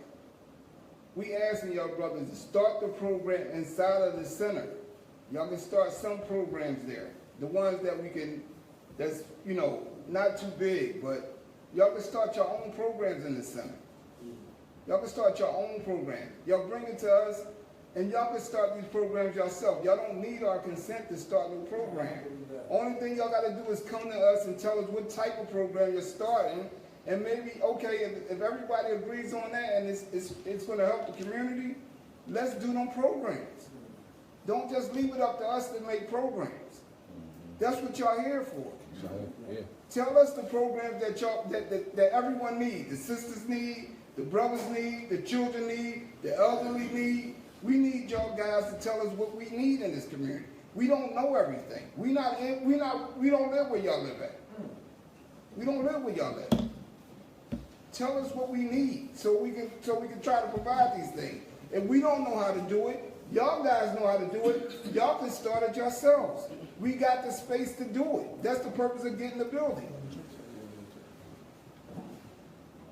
I gotta think about it. If you want to. This is another message that somebody mentioned or sent, and it's about the backlash again, and it's about, you know, people being afraid. There are a lot of brothers and a lot of sisters that may be intimidated to help or intimidated to be a part of it. My advice to those people: put your trust in Allah subhanahu wa ta'ala. Believe what your eyes see and believe what your ears hear until you see something otherwise. I mean, we can't get any simpler than that. Most of us in our communities, we accepted Islam because we wanted to do the right thing. We accepted Islam because we found that Islam was the haqq. Many of us left off Christianity or wherever else we were a part of. We came to Islam and we learned about the Quran. We learned about the Sunnah of the Prophet ﷺ. And we learned about following the way of the pious predecessors. Believe that stuff. Believe it. There was a time in Philly where the Muslims were a lot stronger. It was before we left to go to school, 04, 05. The kalam, or the speech during that time was, what's the dalil? What's the dalil? Quran, Sunnah, what's the dalil? Everything was dalil. And then we got into a time period now where we don't refer back to that anymore. It's not that it's not important, it's just it hasn't been stressed. It hasn't been stressed. My advice to the brothers and the sisters that are maybe slightly afraid, it's okay. Take your time. Put your trust in Allah. At the end of the day, we're going to move forward regardless. We're going to move forward regardless. Our hands are out to assist. If people are scared, if there's things that you want to discuss, if you have questions about us, you know, there's stuff that's been on the internet, Ikhwani Muslimin, whatever else people have been saying, we're here. We're here in front of the community. Alhamdulillah, we spent time studying with scholars for many years. And this is not to say boastfully, like, alhamdulillah, we benefited from scholars, no doubt. And if anybody got any questions about why we do what we do, we know why we do what we do. We don't get permission from no one in this city. We don't ask nobody for any permission, and this is what we do. And if anyone has a problem with how we move, we're open for criticism. Just don't be disrespectful. Don't disrespect us. At the end of the day, we're from here just like you. If you got a problem with me, pull me to the side. Listen, brother, you said A, B, C, D. I disagree. That's fine. Because we're not going to agree on everything. But what we have to learn how to do as Muslims is to be respectful in our disagreements. We're going to have to agree to disagree on some things. And that's fine. But we have to be adults. We can't behave like children. If someone says something, can't call them names and cowards and whatever else, people, dogs or whatever, we're grown men. You're not going to tell, if we weren't Muslim, you're not going to tell a man walking down the street is a dog and not expect a reaction. We can't function like that. That type of behavior is not sustainable. That type of behavior leads to chaos. That type of behavior leads to people getting hurt. We're not trying to do that. Yes, I might disagree with how you move. If I offend you, my bad. But it's coming from a good place, inshallah. Inshallah. So the advice for the brothers that are, or sisters that are slightly, up against the wall, they don't know where they're going to go, it's fine. Take your time. Take your time. Put your trust in Allah. Take your time. Get up in the last third of the night and pray. Get up in the last third of the night. Fast on Mondays and Thursdays. Fast 3 days out the month, the way the Prophet ﷺ ordered us. This is our religion. This is a religious thing. It's not personal. It's religion. It's nothing personal. Go ahead, Sheikh. That's nice. Salam wa rahmatullah. Camelback on me this paper, sir.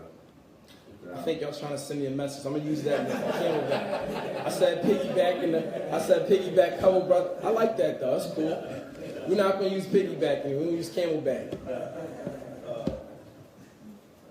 If that was to Allah, it's a hot. No doubt. It comes to all creation. We need to purify our intentions, first and foremost. Everything that we do. And I heard maybe a year ago over a minbar, one of my beloved sheikhs say something that I've used in my daily life every day. We believe in Allah, but do we believe Allah? We have got to be upon this here, but this is a house. Simple. And within that house is a guarantee. If you do it for my pleasure, I'll enter and support you. You can't lose. We do it for the pleasure of Allah. And He will send us all the help that we need. All we got to do is purify the air.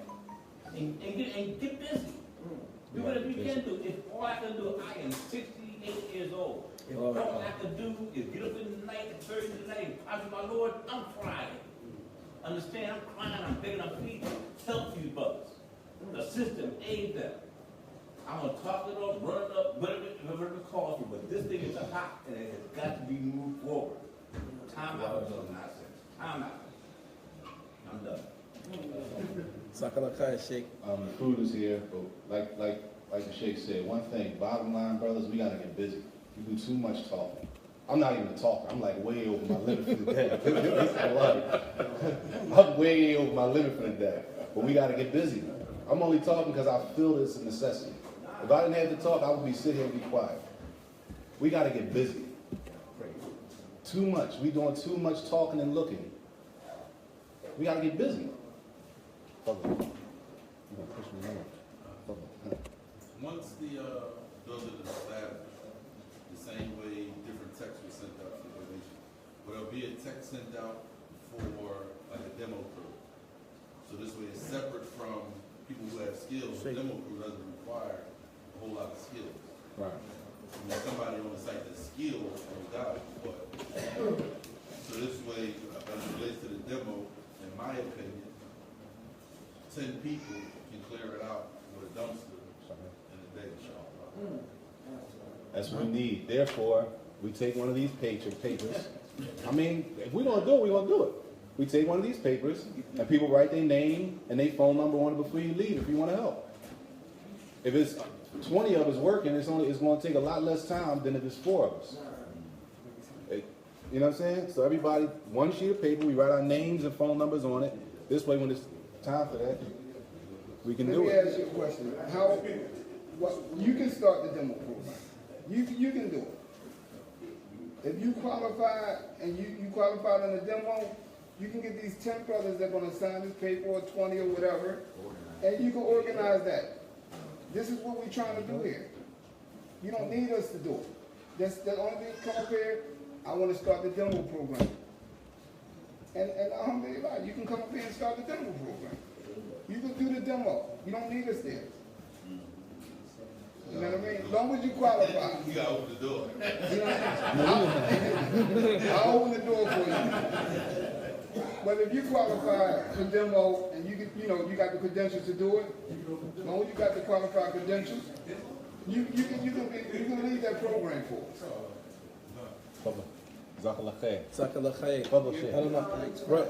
Real quick, we just want to thank our brothers from iMunch for donating halal food, alhamdulillah, free. The brother looked out for us. May Allah preserve him and his company and support them as much as you can. Wa jazakumullahu khairan. Where they located? What's the address for iMunch? 1233 North 31st Street. 1233 North 33rd Street. 31st. Balls, you know. I mean, I know. Yeah, right. Well, I mean, we just gotta mention it anyway, mashallah. Jazakallah khair. Sheikh, further. Go ahead, Sheikh. I'm sorry. Wake up, salam, rahmatullah. Hayatullah. I just wanted to say, I traveled in from out of town. Allahu Akbar. I asked Allah to bless the brothers and the sisters and the children of the city of Philadelphia to overcome their obstacles and to be able to get this work off the ground and to maintain and put checks and balances along the way that we don't repeat, what history repeated or failure. And if we have any pledge forms that I can take back with me out of town, please give me a few inshallah. I think it's on the back table. Yeah, his pledge one's on the back table. Jazakallah khair. Go ahead, Sheikh. Fadda. And Sheikh. Assalamu Brother Daniel and I are here basically pledging to assist you in the area that you know is our... We already know. And look, really quick, just so brothers know, the Sheikh right here, they're part of Muslims in this city from the elders who started the first Islamic bank. Huh? They started. No. They started the first Islamic bank.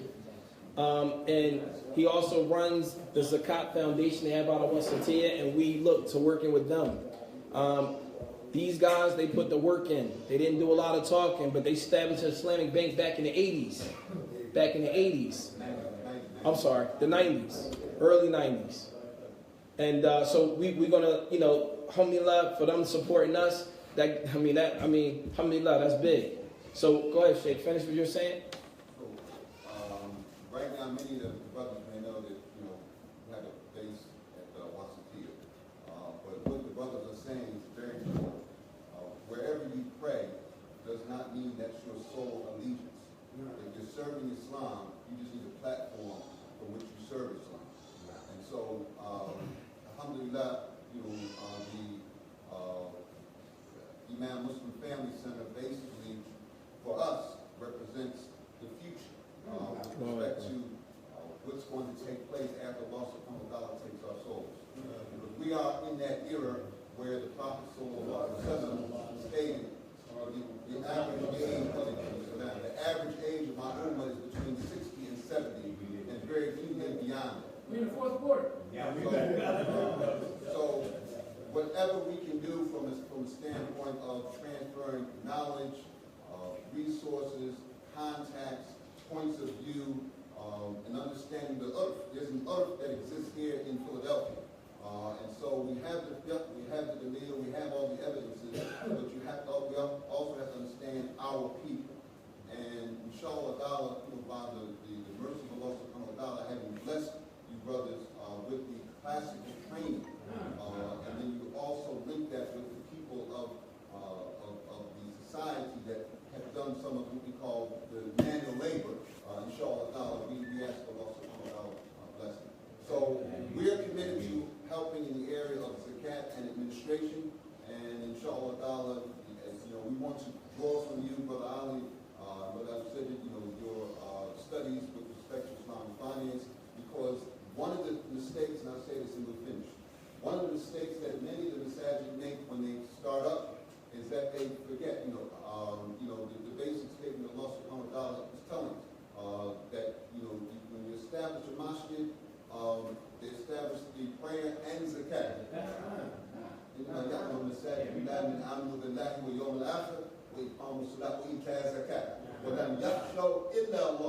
And so, they fear no one but Allah. So that verse itself should provide some comfort to the people who have hesitation, trepidation, anxiety about getting involved. That doesn't exist in Islam when you're doing it for the pleasure of Allah subhanahu wa ta'ala. So we just want to publicly make that commitment. And are we making salat? Because that is... Yeah, Sheikh, we definitely going to make salat. Don't put us out there like that. Listen, we got time, Sheikh. We're gonna eat, because we're gonna eat. We're gonna do after that, we're gonna move the tables to the side and we're gonna pray, inshallah. Jazakumullah khair. More questions? Any other questions? Oh. Want to go quiet? Go ahead. Yeah, the address of the different areas, the different ways to donate. And there was one thing, sister, here.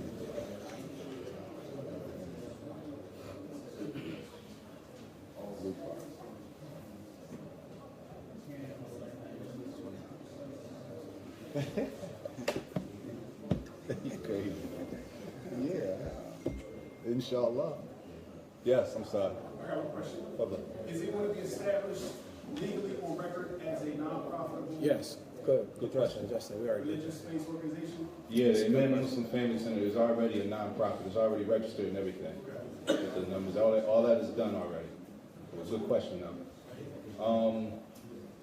All of the donation information, we want to try to collect something today if we can. This here has all of the ways to donate. If a person's not here, make sure you take one of these, pass them around to anybody that you may know may be able to help us. And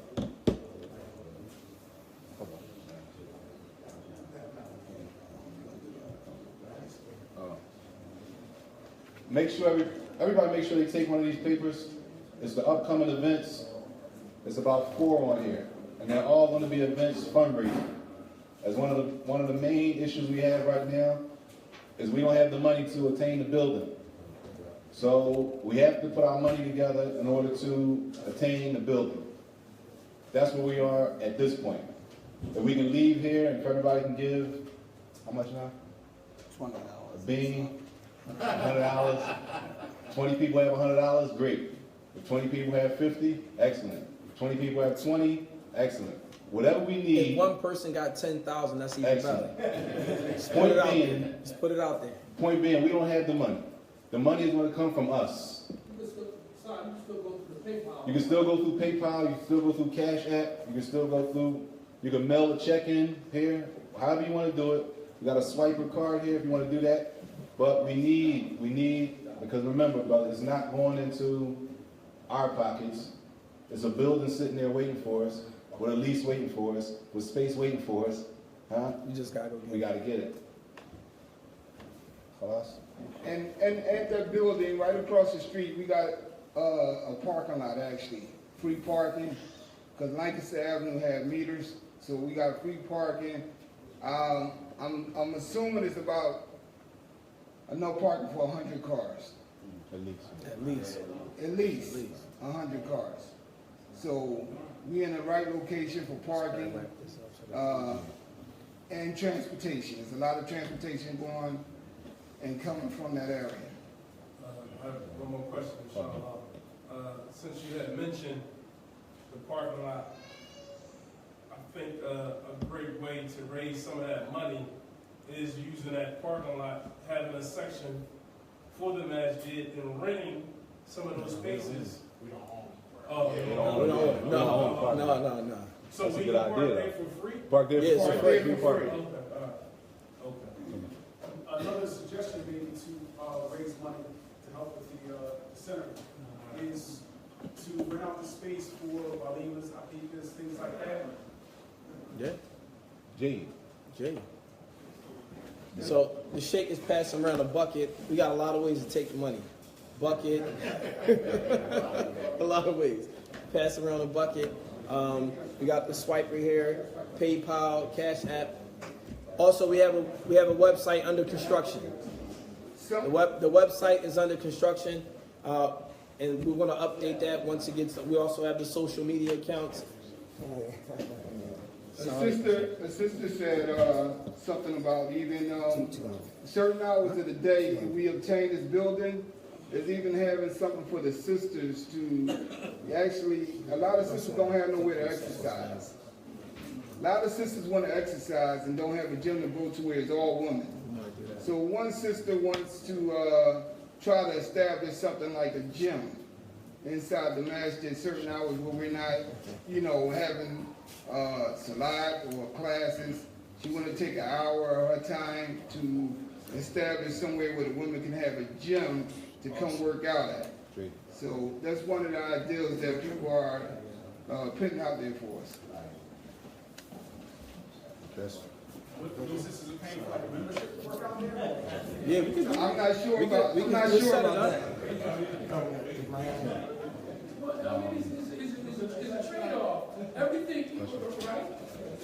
I mean, we could work. We could figure that out. What's your number there? What's your question? Papa. idea of classes When? You said idea when?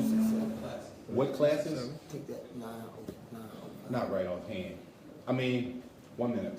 I mean, we definitely want to have, like, we want to have ongoing Quran classes. They shouldn't stop.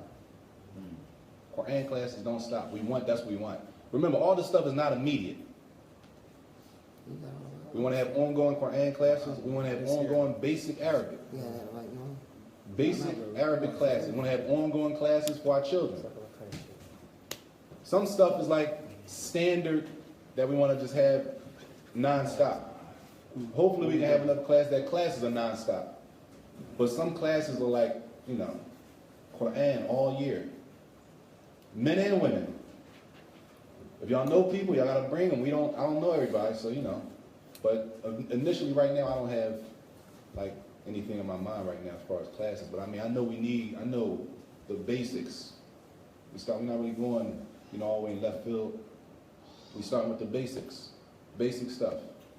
Ad-Durus al-Muhimma, Important Lessons for Every Muslim, mashallah, is a book that's very comprehensive. It's a lot of basics in the book. Basics. That you can't jump to left field. You can't go to third base without coming around first and second. It doesn't matter how big the book is, it's about how much information, the tariqah, the path, the way that the scholars, the ulama teach, the way that Tulab al-Ilm students knowledge learn. It's a program. Sheikh bin Baz didn't become Sheikh bin Baz just kid it like that. See what they mean? If you read their biographies, one time I read their biography, Sheikh bin Baz's biography, I'm reading his biography, I'm looking at all the books that he studied and memorized, and I'm saying to myself, these are all the books we do in school. Same books. It's not like some magical potion, right? But it's a path, it's a way that they do it. You follow this path as the people did. You don't have to reinvent the wheel. They start with the small books, simple, small, straightforward. You master that. You don't just finish it and let me hurry up and go to the next book. You master the information in that book before you move to the next book. Because the next book contains the first book's information and more. So if you didn't master the first book's information, you're going to be shaky in the second book. We're going to stop, inshallah, but I don't have anything. Yes? Assalamu alaikum. So, my name is Mansour. So my question I wanted to ask is what you have answered about the studying Al-Karatu, studying about Islamic religion. I've been in this country maybe probably like getting to 3 to 4 years. So I've really evaluated the Muslim, especially in this land of Philadelphia. May Allah bless the people of Islam. May Allah increase them in knowledge. About the Islam, I really cherish here because I've visited like 5 or 7 states.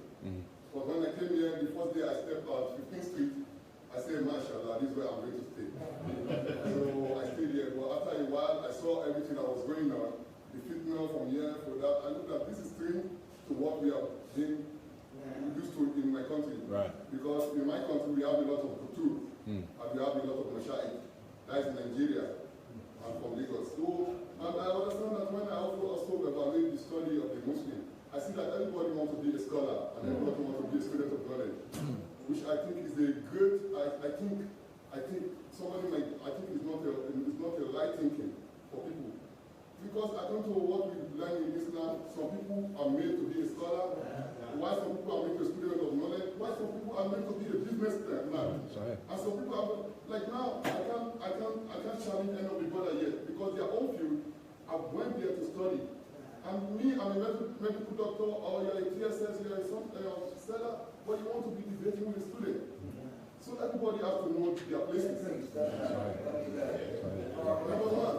Number two is that I understand that the knowledge of the Quran here is not really the knowledge of the Quran.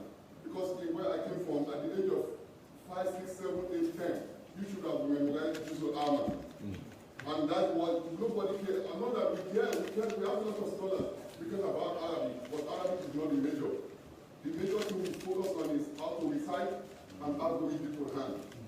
That's why when you hear about Africa, they have a lot of verse in the Quran. So I think I will encourage our brothers, I will say that inshallah, I really want us to focus on the learning of the Quran. It's not, and just as I said, not everybody's going to be a scholar. And not everybody's going to be a student of. The people that have sacrificed themselves, they have sacrificed, they are here to teach us. And the major thing they can teach us, their manner with them, they trust, they can give them to us to teach us the book of Allah. Because it's not people that you cannot say the Muslim brother cannot recite Surah Al-Fatiha. And I'll say, I'm a Salafi, everything on the internet. But I'll say, can you recite Surah Al-Fatiha? That is a fitna. He's right. I would believe that my brothers and the 11 people here, I would say the amount we want to give you, and we want you to take it, inshallah, may Allah help you people. Try to teach us Quran. And whatever you can teach us else, the big of Islam, inshallah, try. But the Quran is the one to give you amana. And Allah make it easy for you. Amen. All right, so let's We'll stop with that, but I gotta mention this one story since he mentioned that. There was a brother, first of all, he's right. We're not trying to make the whole community into Tulab al-Ilm students. We need students, we need doctors, we need lawyers, we need female doctors, we need engineers. We need everybody. We don't need all students, because everybody's going to leave and go study. We got to be realistic. We do need that, but we don't need everybody to do that. We need other places too. But I'll just end on this Quran story. That it was a brother in my class named Ahmed from Senegal. So we're in Quran class one day. Ahmed is a Hafiz.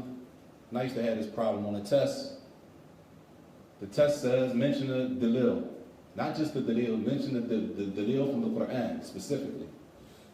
Now when you mention the dalil from the Quran, you got to mention the dalil from the ayat, exactly how it is. Well, as in a hadith, you might be able to say, or it comes like that in a hadith, something like that. But the Quran, you can't. You got to mention the ayat with the Quran. So sometimes on the test, right, I'm looking at the paper and it says, mention the ayat from the Quran. So I'm thinking, and I look here, thinking, he's Hafiz. I said, I know he knows it. Muhammad Yassin, I know he knows it. I look here, Hassan Nuriga, I know he knows it. He's Hafiz too. Look to the side, Hassan, he's Hafiz, I know he knows the ayat. Because I can't remember, is it len or lem? I can't remember one letter, so I'm stuck. I look here, Ahmed, he's Hafiz, he knows it. So I asked Ahmed one day, I said, Ahmed, how many people in your country memorize the Quran? A lot of people memorize the Quran? He's from Senegal. He said, the question, he almost chuckled. Memorize the Quran. He said, the question where I'm from is not how many people memorize the Quran. The question is how many people didn't memorize the Quran. That's the question in my country. Crush me. Crush me. I just wanted to leave on that stuff is doable. We got to really believe it's doable. We'll stop it, man. We'll stop. Yeah, we'll stop. We got to eat and pray. We got to pray. You ever pray first or eat? The food ready, brother's hungry. Let's eat first and then we pray. We got time. It's Saajid and what's that? That's on Syid.